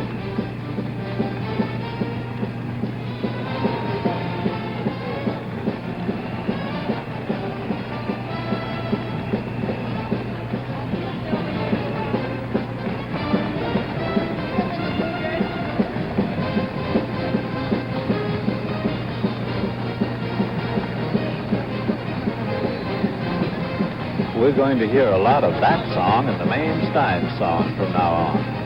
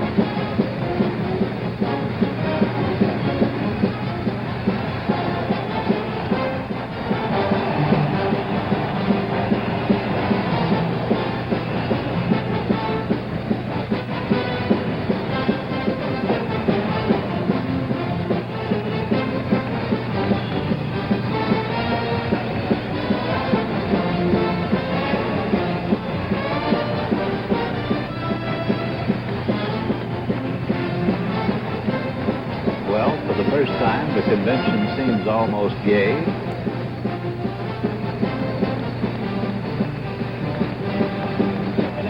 If Oregon or Wisconsin don't introduce the motion to adjourn before the speech begins,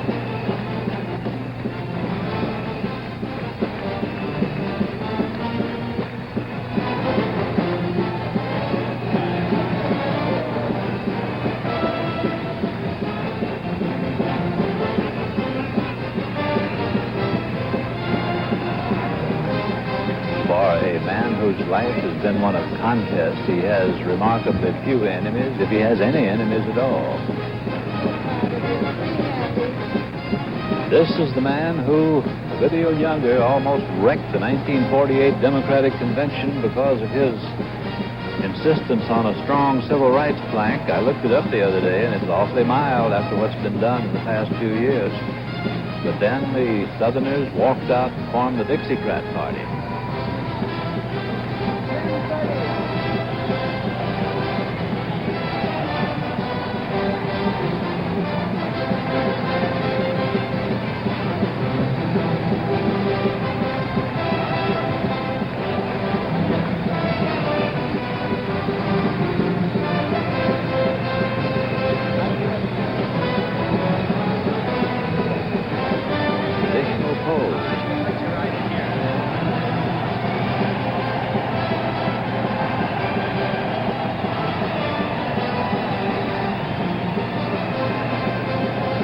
That song became a Democratic property, Happy Days Are Here Again, with Franklin D. Roosevelt. They haven't relinquished it since.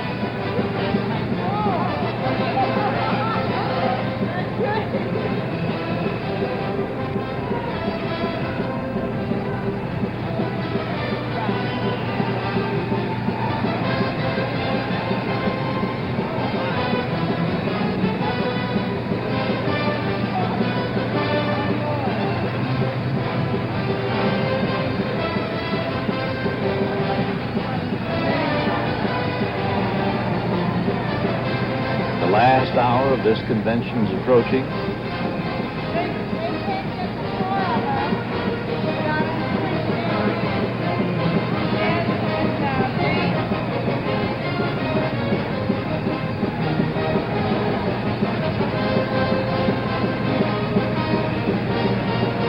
The photographer said just one more, Mr. Vice President, so he moved back so everyone's picture could appear when the picture was taken from the side.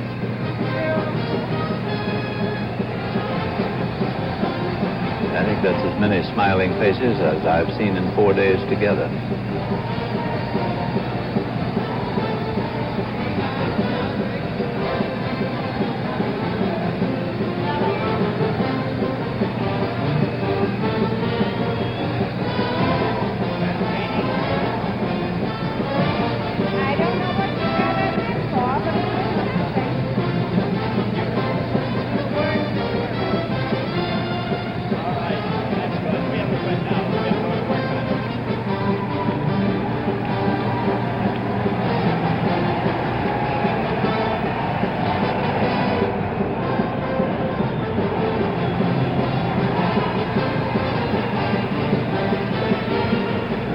As of early this morning, the new leader of the Democratic Party,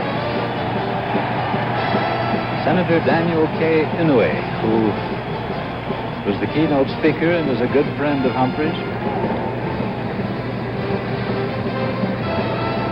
and a philosophical mate of the Senate. John McCormack, the Speaker of the House of Representatives,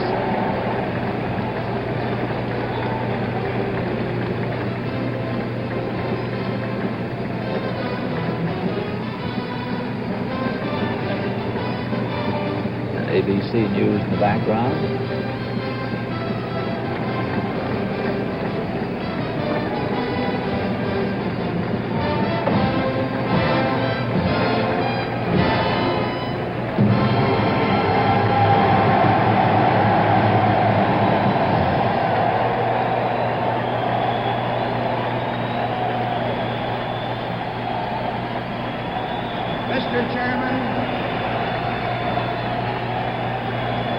Mr. Chairman,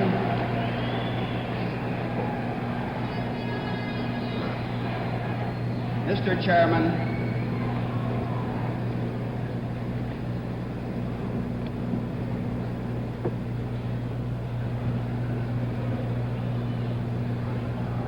Mr. Chairman,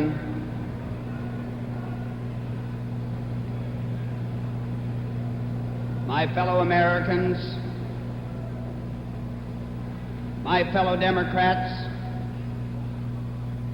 I proudly accept the nomination of our party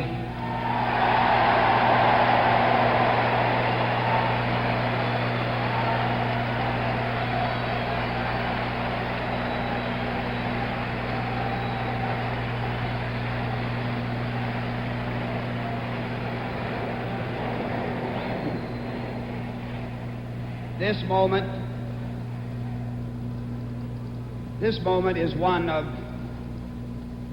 personal pride and gratification, yet one cannot help but reflect the deep sadness that we feel over the troubles and the violence which have erupted regrettably and tragically in the streets of this great city, and for the personal injuries which have occurred.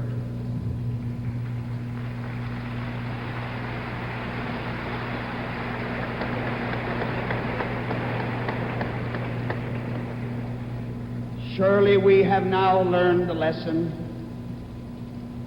that violence breeds counter-violence, and it cannot be condoned, whatever the source.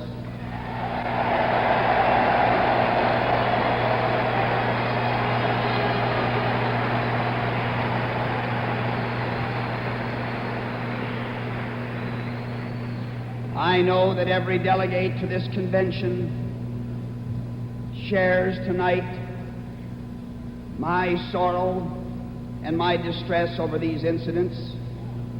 And may we, for just one moment, in sober reflection and serious purpose, may we just quietly and silently, each in our own way, pray for our country. And may we just share for a moment a few of those immortal words of the prayer of St. Francis of Assisi, words which I think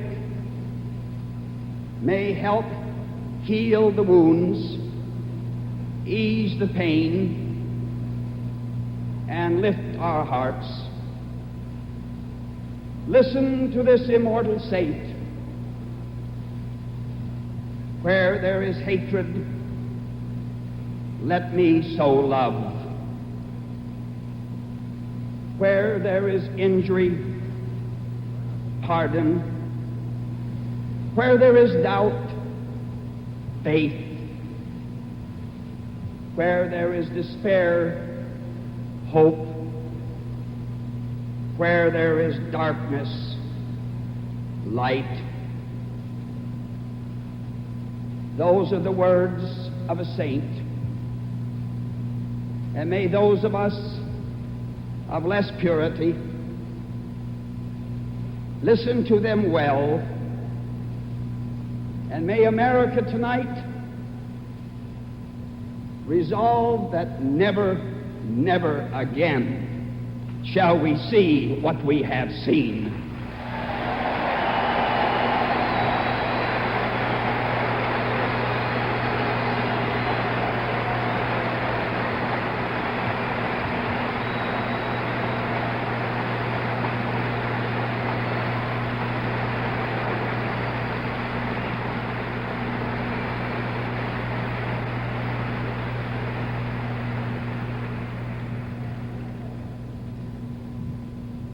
Yes, I accept your nomination in this spirit that I have spoken, knowing that the months and the years ahead will severely test our America. And might I say that as this America is tested, that once again we give our testament to America.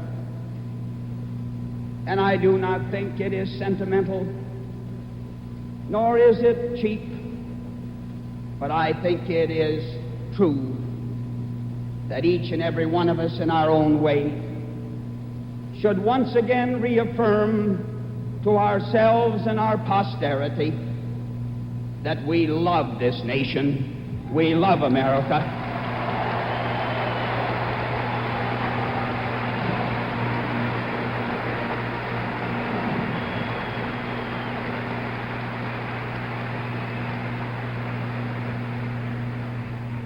But take heart, my fellow Americans.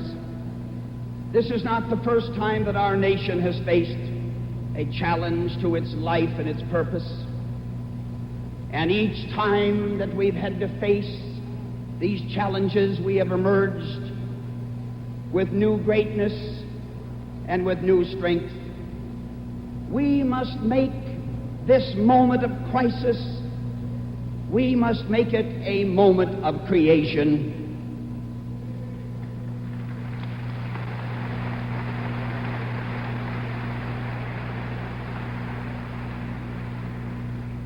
As it has been said, in the worst of times, a great people must do the best of things, and let us do it.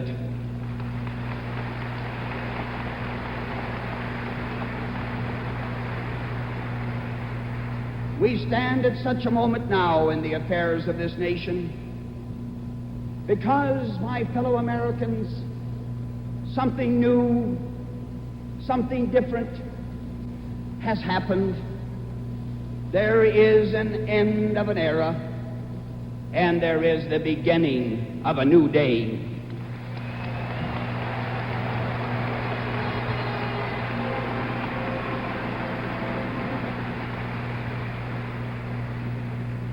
And it is the special genius of the Democratic Party that it welcomes change, not as an enemy but as an ally, not as a force to be suppressed, but as an instrument of progress to be encouraged. This week our party has debated the great issues before America in this very hall, and had we not raised these issues, troublesome as they were, we would have ignored the reality of change. Had we just papered over the differences between us with empty platitudes instead of frank, hard debate, we would deserve the contempt of our fellow citizens and the condemnation of history.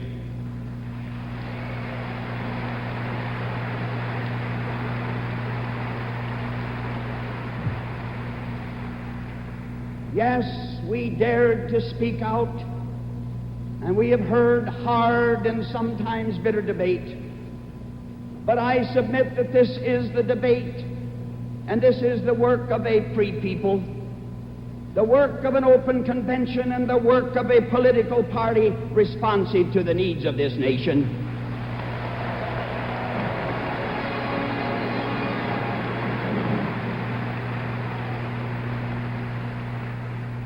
Democracy affords debate, discussion, and dissent. But, my fellow Americans, it also requires decision. And we have decided here, not by edict, but by vote, not by force, but by ballot.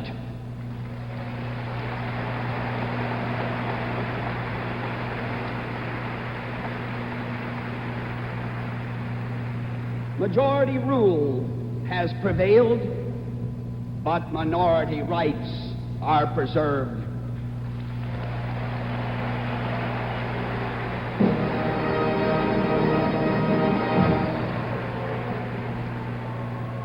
There is always the temptation to leave the scene of battle in anger and despair.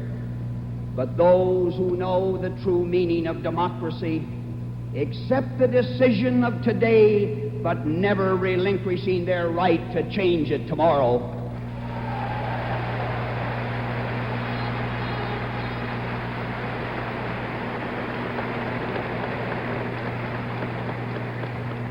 In the space of but a week, this convention has literally laid the foundations of a new Democratic Party structure in America. From precinct level to the floor of this convention, we have revolutionized our rules and our procedures.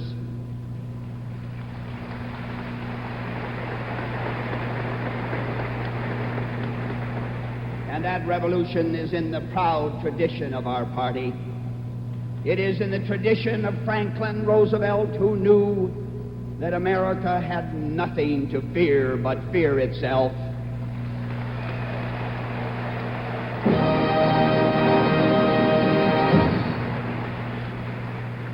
And it is in the tradition of that one and only Harry Truman, who let 'em have it and told it like it was.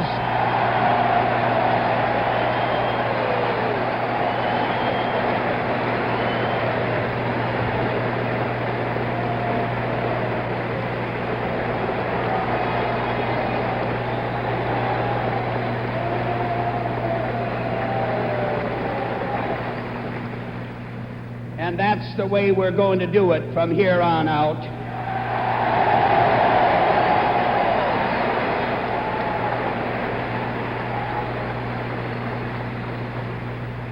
And it is in the tradition of that beloved man, Adlai Stevenson, who talked sense to the American people.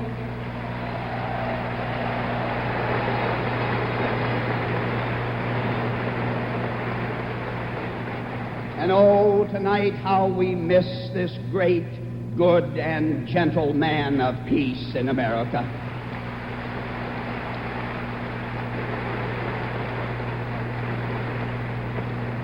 And my fellow Americans, all that we do and all that we ever hope to do must be in the tradition of John F. Kennedy, who said to us,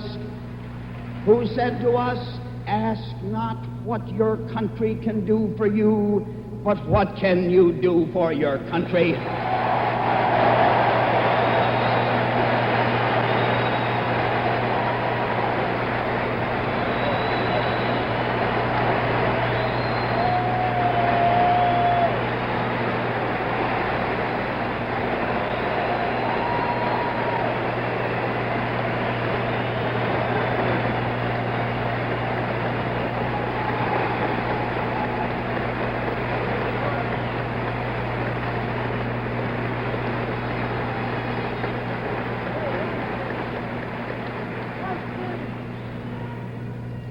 My fellow Democrats and fellow Americans, in that spirit of that great man, let us ask what together we can do for the freedom of man.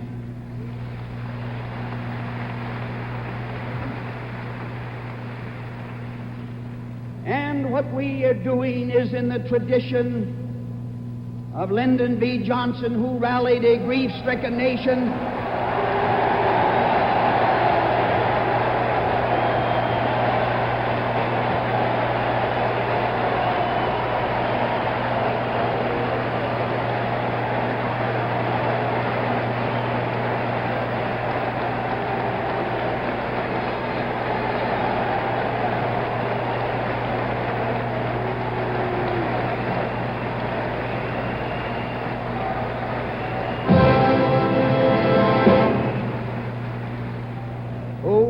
A grief-stricken nation when our leader was stricken by the assassin's bullet, and said to you and said to me and said to all the world, let us continue.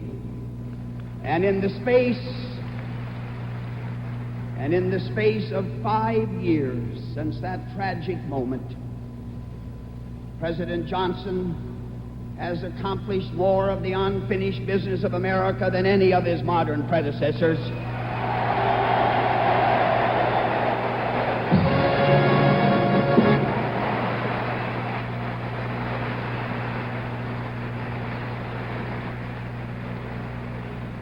And I truly believe that history will surely record the greatness of his contribution to the people of this land. And tonight to you, Mr. President, I say thank you. Thank you, Mr. President.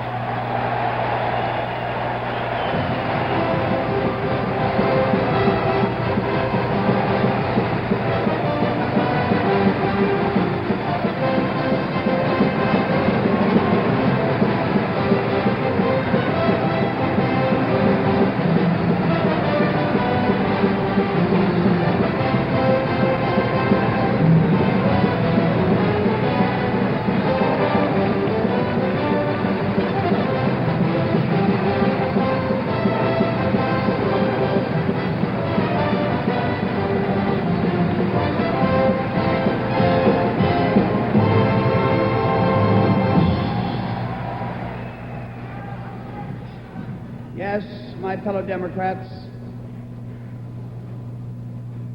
we have recognized, and indeed we must recognize, the end of an era and the beginning of a new day. And that new day belongs to the people, to all the people, everywhere in this land of the people, to every man, woman, and child that is a citizen of this republic.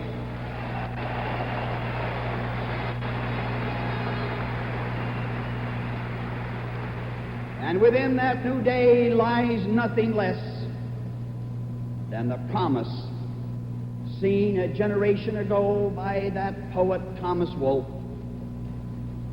To every man his chance, to every man regardless of his birth, his shining golden opportunity, to every man the right to live and to work and to be himself and to become whatever thing his manhood and his vision can combine to make him. This is the promise of America.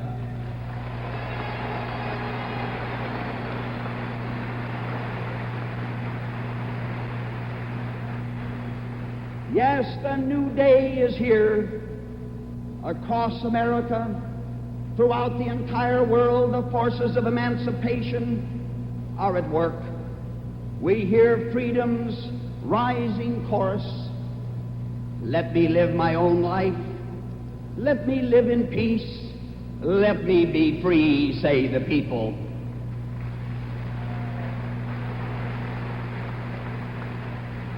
And that cry is heard today in our slums, on our farms, and in our cities. It is heard from the old as well as from the young. It is heard in Eastern Europe, and it is heard in Vietnam. And it will be answered by us in how we face the three realities that confront this nation. The first reality is the necessity for peace in Vietnam and in the world.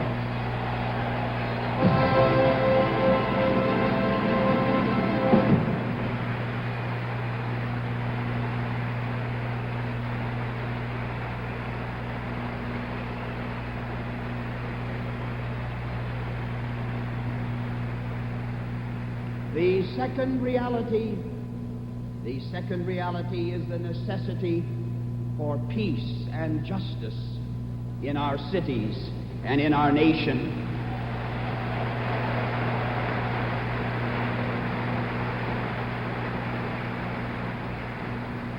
And the third reality is the paramount necessity for unity in our country.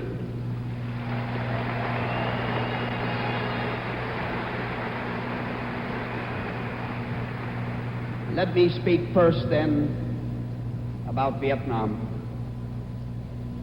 There are differences, of course,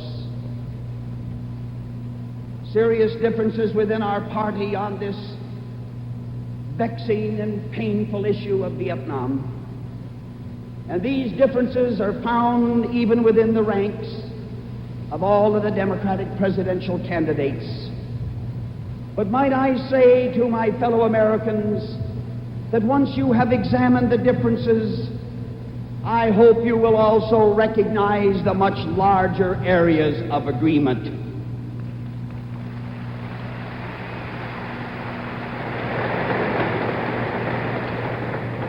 Let those who believe that our cause in Vietnam has been right, or those who believe that it has been wrong, agree here and now that neither vindication nor repudiation will bring peace or be worthy of this country.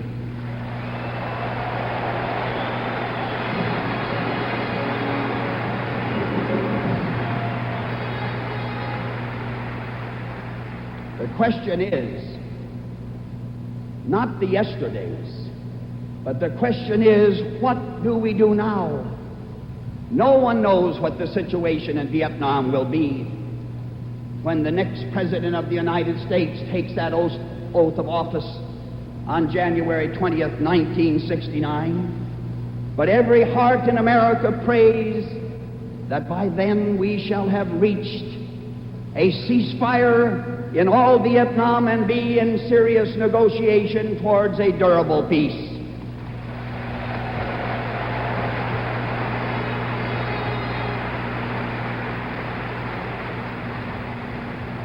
Meanwhile, as a citizen, a candidate, and vice president, I pledge to you and to my fellow Americans that I shall do everything within my power, within the limits of my capacity and ability, to aid the negotiations and to bring a prompt end to this war.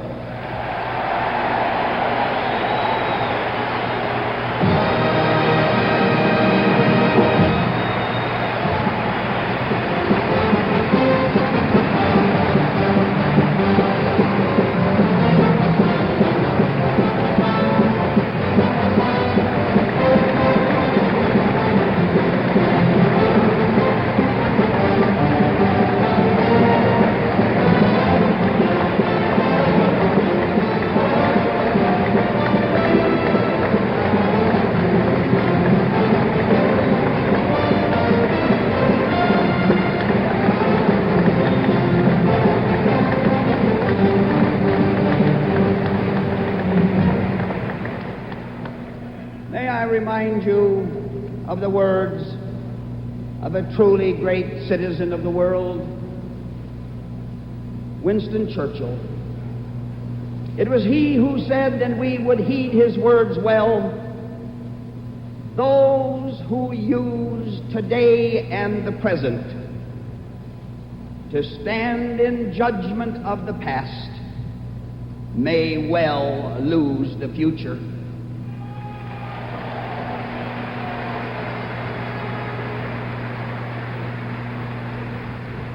And if there is any one lesson that we should have learned, it is that the policies of tomorrow need not be limited by the policies of yesterday.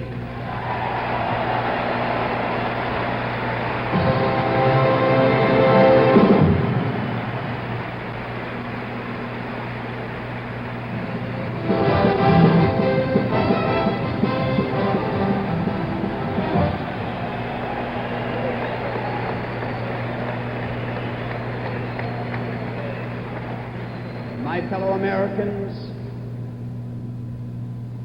it becomes my high honor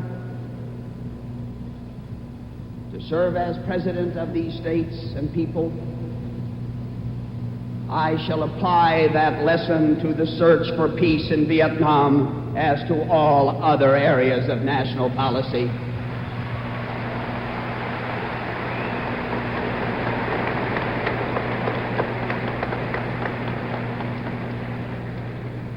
Now let me ask you, do you remember these words at another time in a different place? Peace and freedom do not come cheap. And we are destined, all of us here today, to live out most, if not all, of our lives in uncertainty and challenge and peril. The words of a prophet, yes. The words of a president, yes. The words of the challenge of today, yes. And the words of John Kennedy to you and to me and to posterity.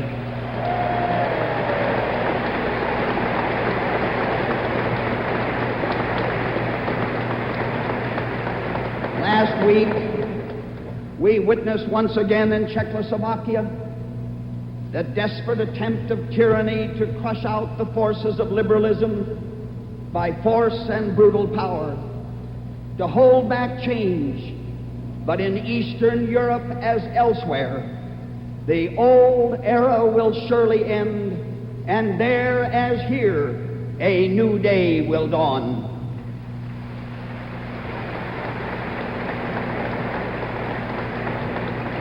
And to speed this day, we must go far beyond where we've been, beyond containment to communication, beyond the emphasis of differences to dialogue, beyond fear to hope. We must cross those remaining barriers of suspicion and despair. We must halt the arms race before it halts humanity.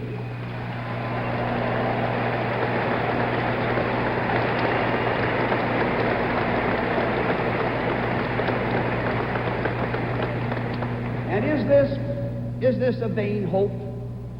Is it but a dream? I say the record says no. Within the last few years, we have made progress. We have negotiated a nuclear test ban treaty. We have laid the groundwork for a nuclear non-proliferation treaty. We have reached agreement on banning weapons in outer space. We have been building patiently, stone by stone, each in our own way, the Cathedral of Peace.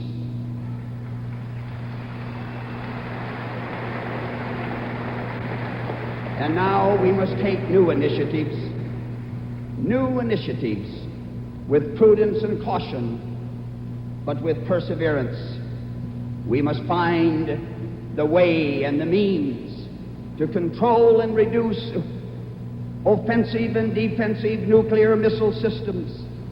The world cannot indefinitely hope to avoid nuclear war, which one rash act, one error in judgment, one failure in communication.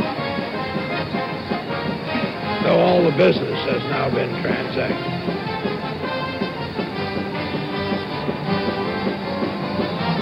You know, the Vice President said he'd speak about 30 minutes. He spoke about 50.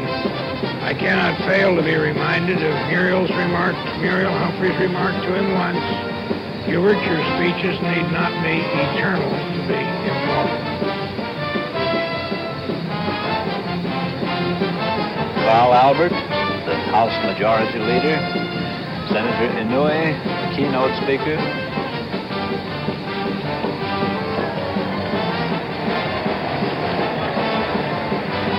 A great display of unity. We'll see whether there's substance to it.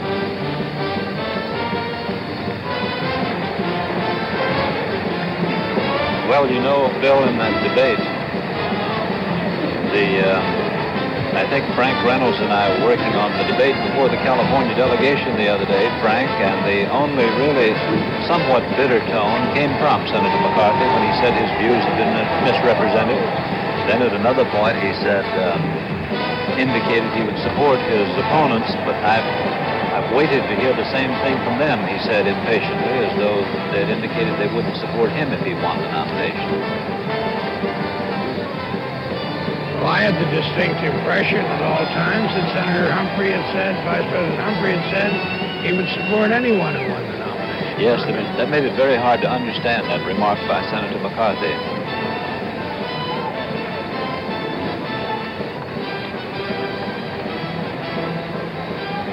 This is John Criswell, who has been run most of the convention. Just moved up to the side of there's Mayor Daley. Mayor Daley of Chicago shook hands with the two candidates. Well, Mayor Daley, Howard, was not the kingmaker of this convention. I think he thought he was going to be, but like Governor Rhodes of Ohio, he waited too long and the bus had gone by. He was, however, its military commander.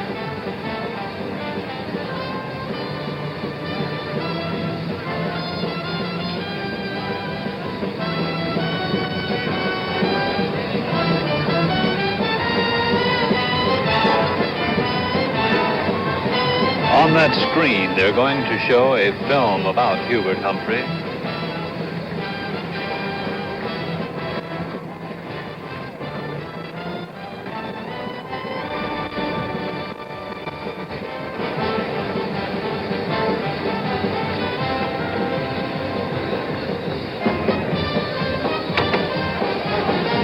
Chicago, the song.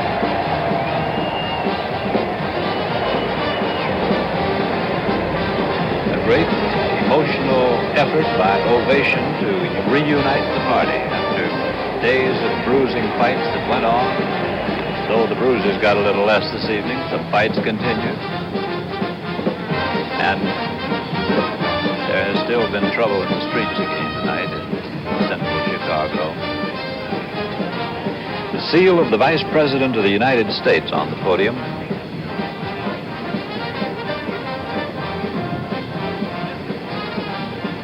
Here, the fireworks display outside. This is just outside the hall. You may have been able to hear the rumble of those fireworks. Our next president, I'm afraid it says our ex-president. They'll have to get that N lighted or it'll be our ex-president, but it's meant to be our next president. And that's a picture of Hubert Humphrey, whether you know it or not, just above that in white lights. Elliot? This is out in the stockyards. If there's any stock out there, they're probably scared to death. But people were yesterday.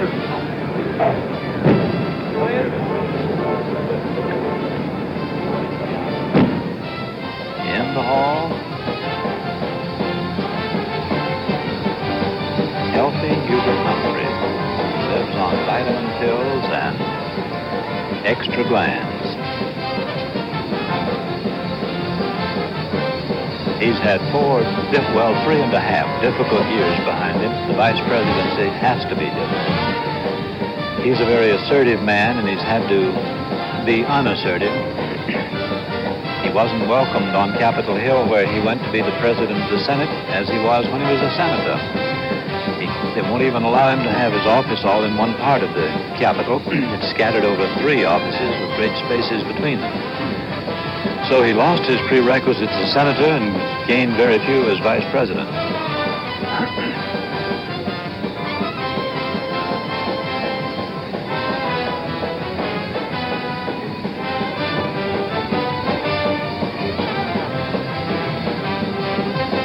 Once our producer, Peggy Whedon, asked him to speak at a dinner to introduce someone and to take 1 minute to introduce the speaker. And Hubert said, Mr. Humphrey said, heck, I can't say hello in 1 minute. Well, there was a great gag that went around about him for a long time, too, Howard, which was that he had more solutions than there were problems. Turns out that's just about what we need, Bill. And I watch what's going on in the streets today. And there was that other one about his 8-hour talk with Premier Khrushchev. It might have been longer, but Khrushchev was not allowed to ask a second question.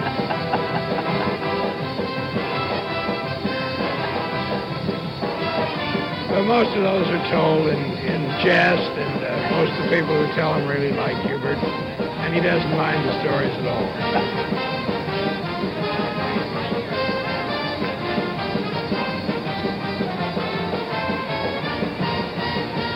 We are loyal to you, Illinois.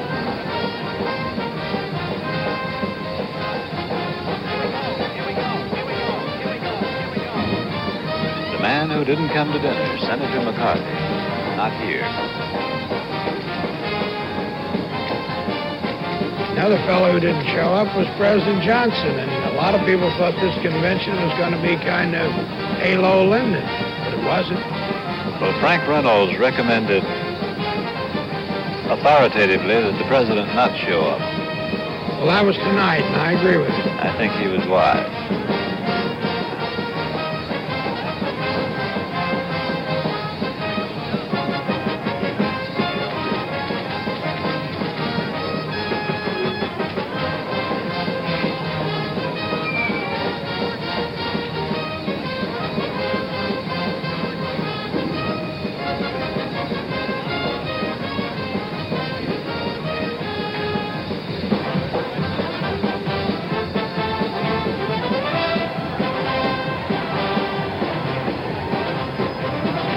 Musical gesture to the south.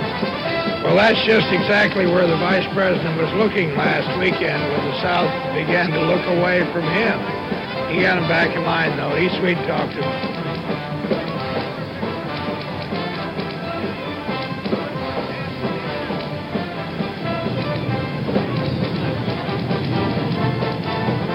That sound is still fireworks. We have to reassure you about that, because other noises have been heard.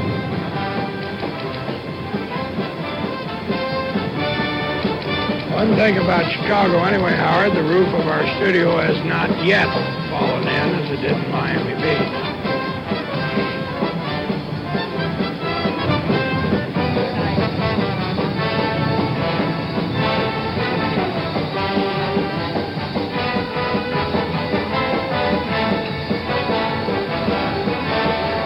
I must say, I think as I look back to that dark night in West Virginia back in 1960 when Hubert Humphrey was surprisingly defeated by John F. Kennedy in that primary, I don't think that that night anyway, Hubert Humphrey ever thought he would stand before a Democratic convention as its presidential nominee. But he's had astoundingly good luck since then, and tonight he is the Democratic Party's new leader. Well, he's going to have a lot of that luck sustained now between now and November if he hopes to carry this party.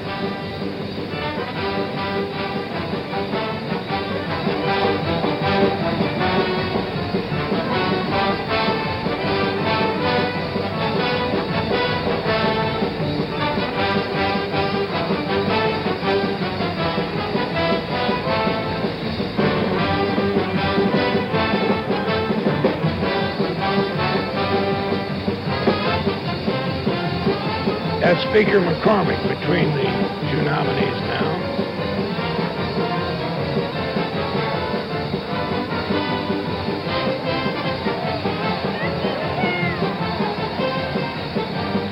Now they're marching. The last march was with Crape, when the so-called peace plank was defeated in the platform debate. This is Gayer.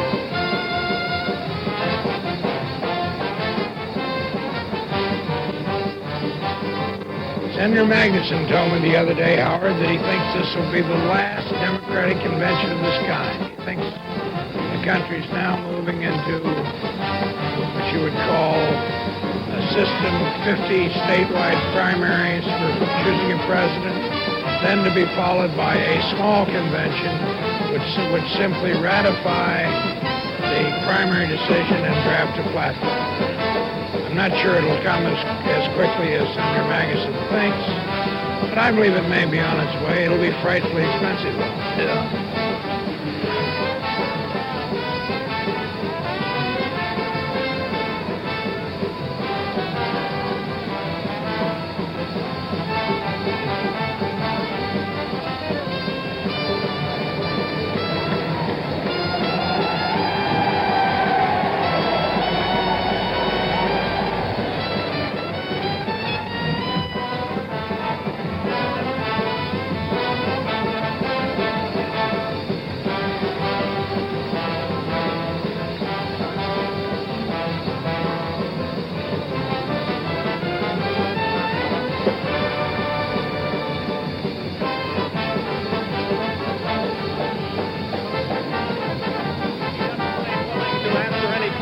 Let's see what he's got to say. No, not a word. He's going backstage.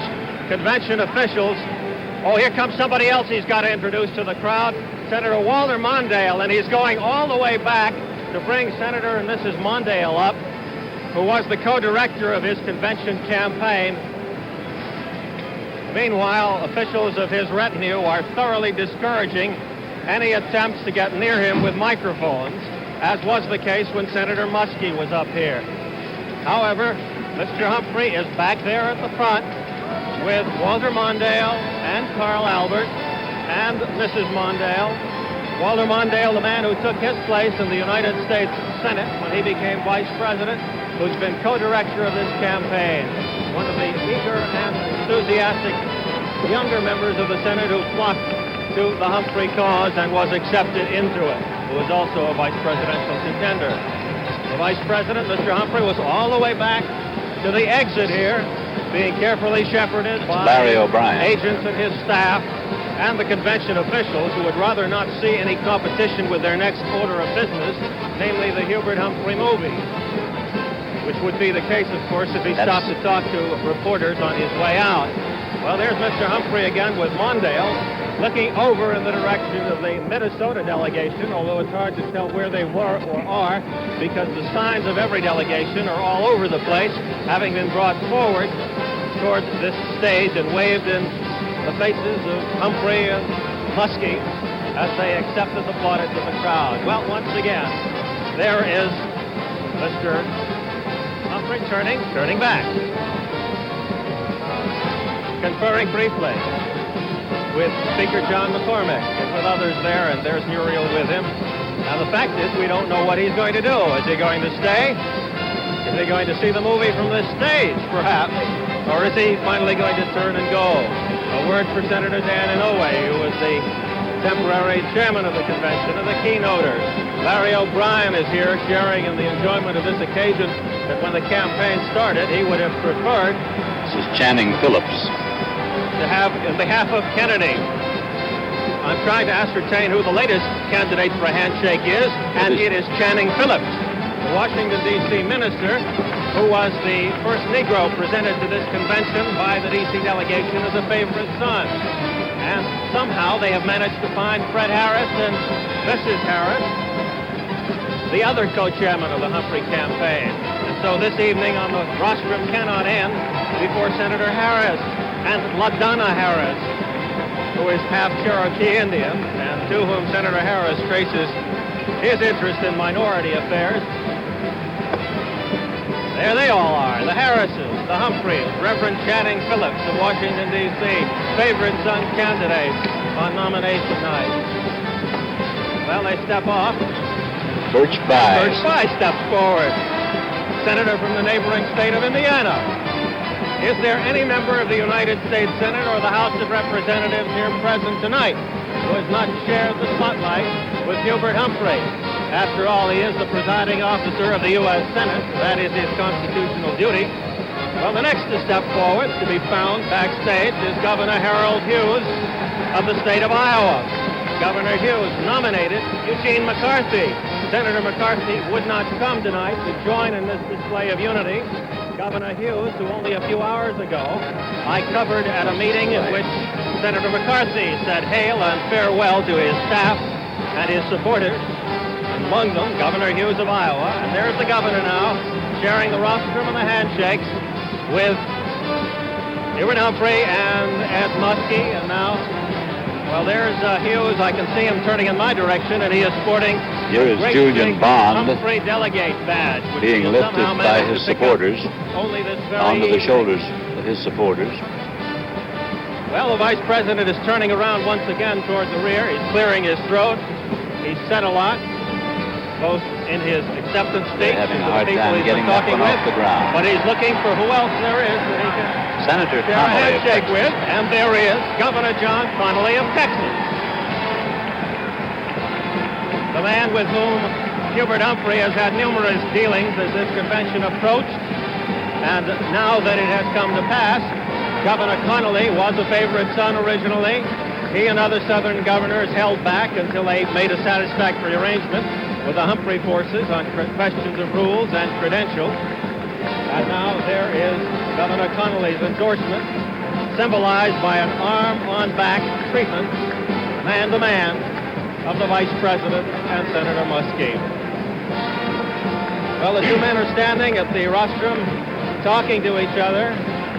The Vice President suddenly is holding up his hands, asking for or so he seemed to be, the applause to die down. But it looks like he's beckoning. Listen to him. Let's have all those good Democratic governors. Well, look at here.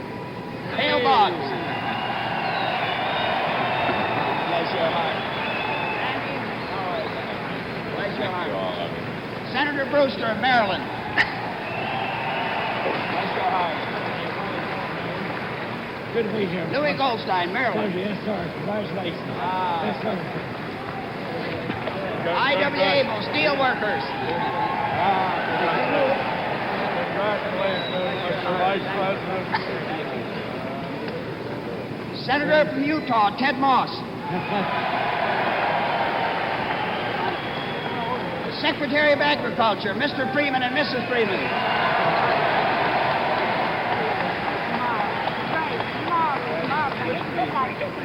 The Governor of West Virginia, Hewlett Smith.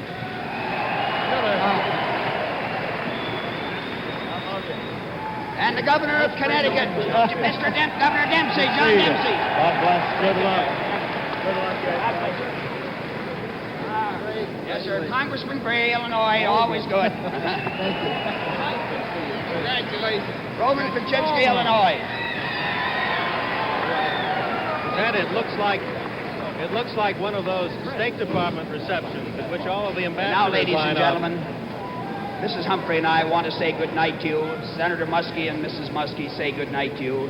And may we once again, from the fullness of a heart that has been touched by your kindness and your support, may we once again say thank you, and may the good Lord bless you and bless us all. Thank you very much.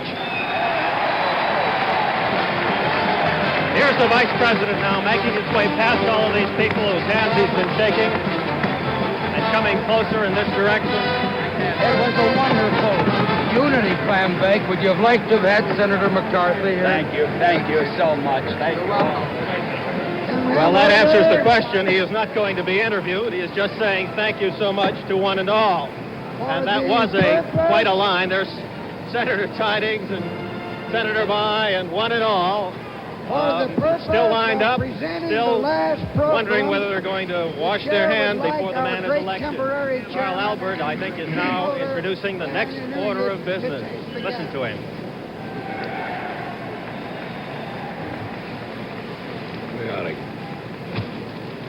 My fellow Americans, We'll continue with Chicago Day 4 after this message.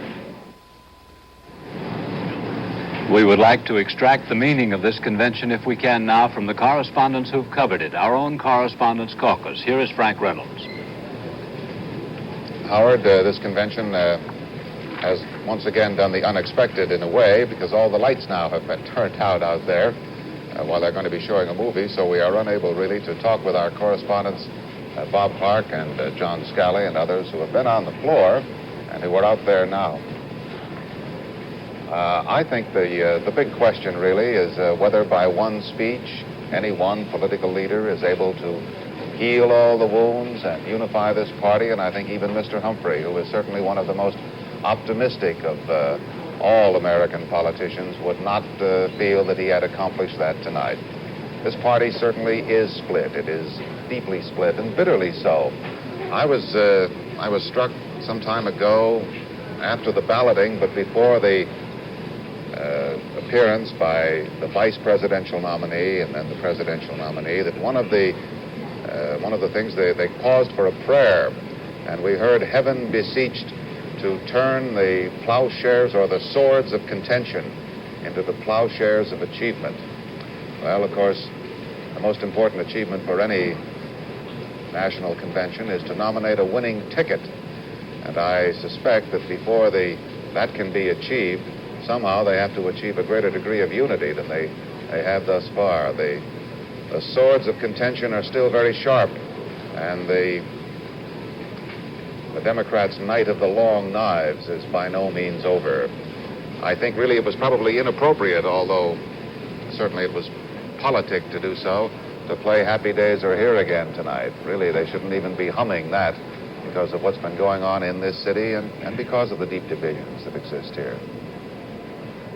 Bill, don't you feel pretty much the same way that Mr. Humphrey's attempt to heal the wounds certainly has a long way to go? Oh, I certainly do, and nothing underlines that more, Frank, than the absence of Senator McCarthy from any of these proceedings tonight.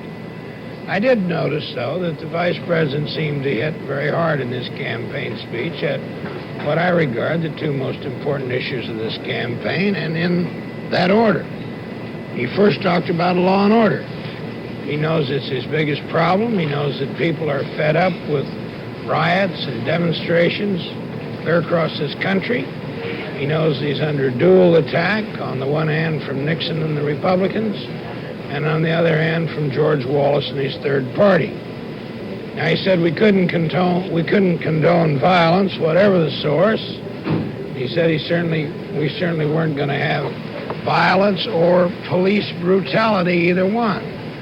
Now, some of those words probably didn't set well with Mayor Daley, but then a lot of things have happened this week that didn't set well with Mayor Daley. But Mayor Daley, I think, would understand the necessity for Mr. Humphrey to say those words and probably automatically applauded. Every time we got a picture of him tonight, that he was applauding. That's true. That is very true. The Vice President Thix went into the second issue, which is Vietnam. It's not the first issue. It's the second issue, in my opinion.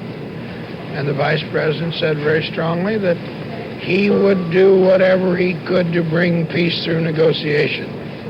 He said he didn't care whether you'd supported the war or whether you'd fought the war. You couldn't gain anything by vindication or by repudiation. Yes. But that he was going to start afresh, and that he would devote every ounce of energy that he had to bringing peace by honorable means. Well, his big problem, in a way, leading up to this convention has been to convince anybody that he could start fresh, that he was going to be his own man. He is a very assertive man. I think it's interesting to note that at his news conference, or at a briefing this afternoon, somebody asked him, this was after he had announced the appointment of Senator Muskie, or his selection of Senator Muskie. Somebody said, did you consult with the White House? Did you ask the president about this? And Mr. Humphrey's reply was, I informed the president. Frank, there was another remark. Someone asked Norm Sherman, Humphrey's assistant, have you informed Lyndon Johnson? And he said, Lyndon who? Well, Norm Sherman may not have much of a future, you know. Lyndon Johnson is still the President of the United States, and he will be until January 20th, 1969. Yes, but right now, as of this moment, as he said today, Hubert Humphrey is the leader of the party. Well, Frank, on that note, I have to take the camera back from you. You mentioned the trouble in the town. I'd like to report about that. Tonight's clash between demonstrators and police in the Loop area of the city was put down much more quickly than last night's was. 79 people were arrested, including Dick Gregory, the former comedian who's now become a civil rights activist, and 8 persons who say they were delegates to this convention. Tear gas barrages were fired on Michigan Avenue. ABC's Sam Donaldson reports that barbed wire barricades have been erected all along that main street of Chicago. Tonight's confrontation occurred at 18th Street and Michigan Avenue, about a mile from the location of last night's brawl outside the Conrad Hilton Hotel. Well, the convention is over, but we have other things to look forward to, and last night Bill Lawrence predicted accurately that Edmund Muskie would be chosen as vice president. Now I would like to put Bill on the spot again. Who will be the new national chairman of the party? Well, Howard, former Postmaster General O'Brien is the first choice of Vice President Humphrey to be the new chairman of a revitalized Democratic National Committee. He would succeed John Bailey, who's been chairman in name only since Lyndon Johnson took over the leadership of the party. The odds, though, are only about 60-40 that O'Brien will accept because of some extremely lucrative private employment that O'Brien recently has arranged to begin very soon. But Humphrey will try to persuade him nonetheless. And now, Howard, one final prediction. I fearlessly forecast that this convention will adjourn sometime tonight. And I feel just like Oliver Cromwell talking to the Long Parliament. Go, for God's sakes, go. For all the good you've done, go, he added. A lot of unfavorable things have been said about this convention. I've said some of them, and they're true. But there are important favorable things, and I would like to end by saying them. The convention has chosen 2 genuinely good men as their candidates. One of them about the most creative politician in Washington now. For an angry, dyspeptic meeting like this one, it is remarkable to choose 2 men, neither of whom has an enemy in either political party. If the convention has been run with a rough rein, so are all conventions, and they must be. They're big, amorphous blobs of determined men, always on the verge of chaos, and without strong handling, a convention would last for weeks without any commensurate achievement. The so-called establishment that ran it consisted about the most liberal men in the Democratic Party, and the dissidents down in the hall, on every matter of substance, had fullest scope to speak and to act. To say, as New York's Mr. O'Dwyer said, that the convention bears the stamp of racism is, to use no stronger term, nonsense. There has never been a less racist convention. Security got badly out of hand, and the people who did it ought to be punished, but strong security was nonetheless essential. A man with a gun with a telescopic sight was found on the roof of the hotel, the headquarters hotel here. A grand jury is investigating a plot to assassinate the leaders here. We've seen a film of yippies training their ranks in how to disable policemen by kicking them in the groin. We know of cases in which rioters threw saved-up bags of defecation into the faces of policemen. It's been in many ways an ugly convention, and possibly, we don't know yet, a disastrous one for the Democrats. But there are 2 sides to it, and we ought to keep that in mind. This is Howard K. Smith at the Chicago Amphitheater. Good night for ABC News.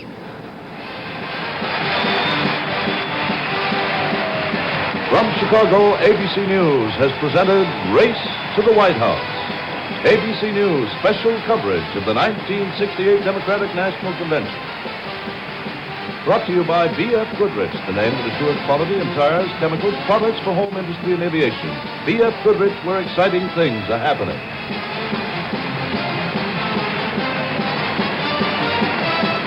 We'll return to our regularly scheduled programs following station identification.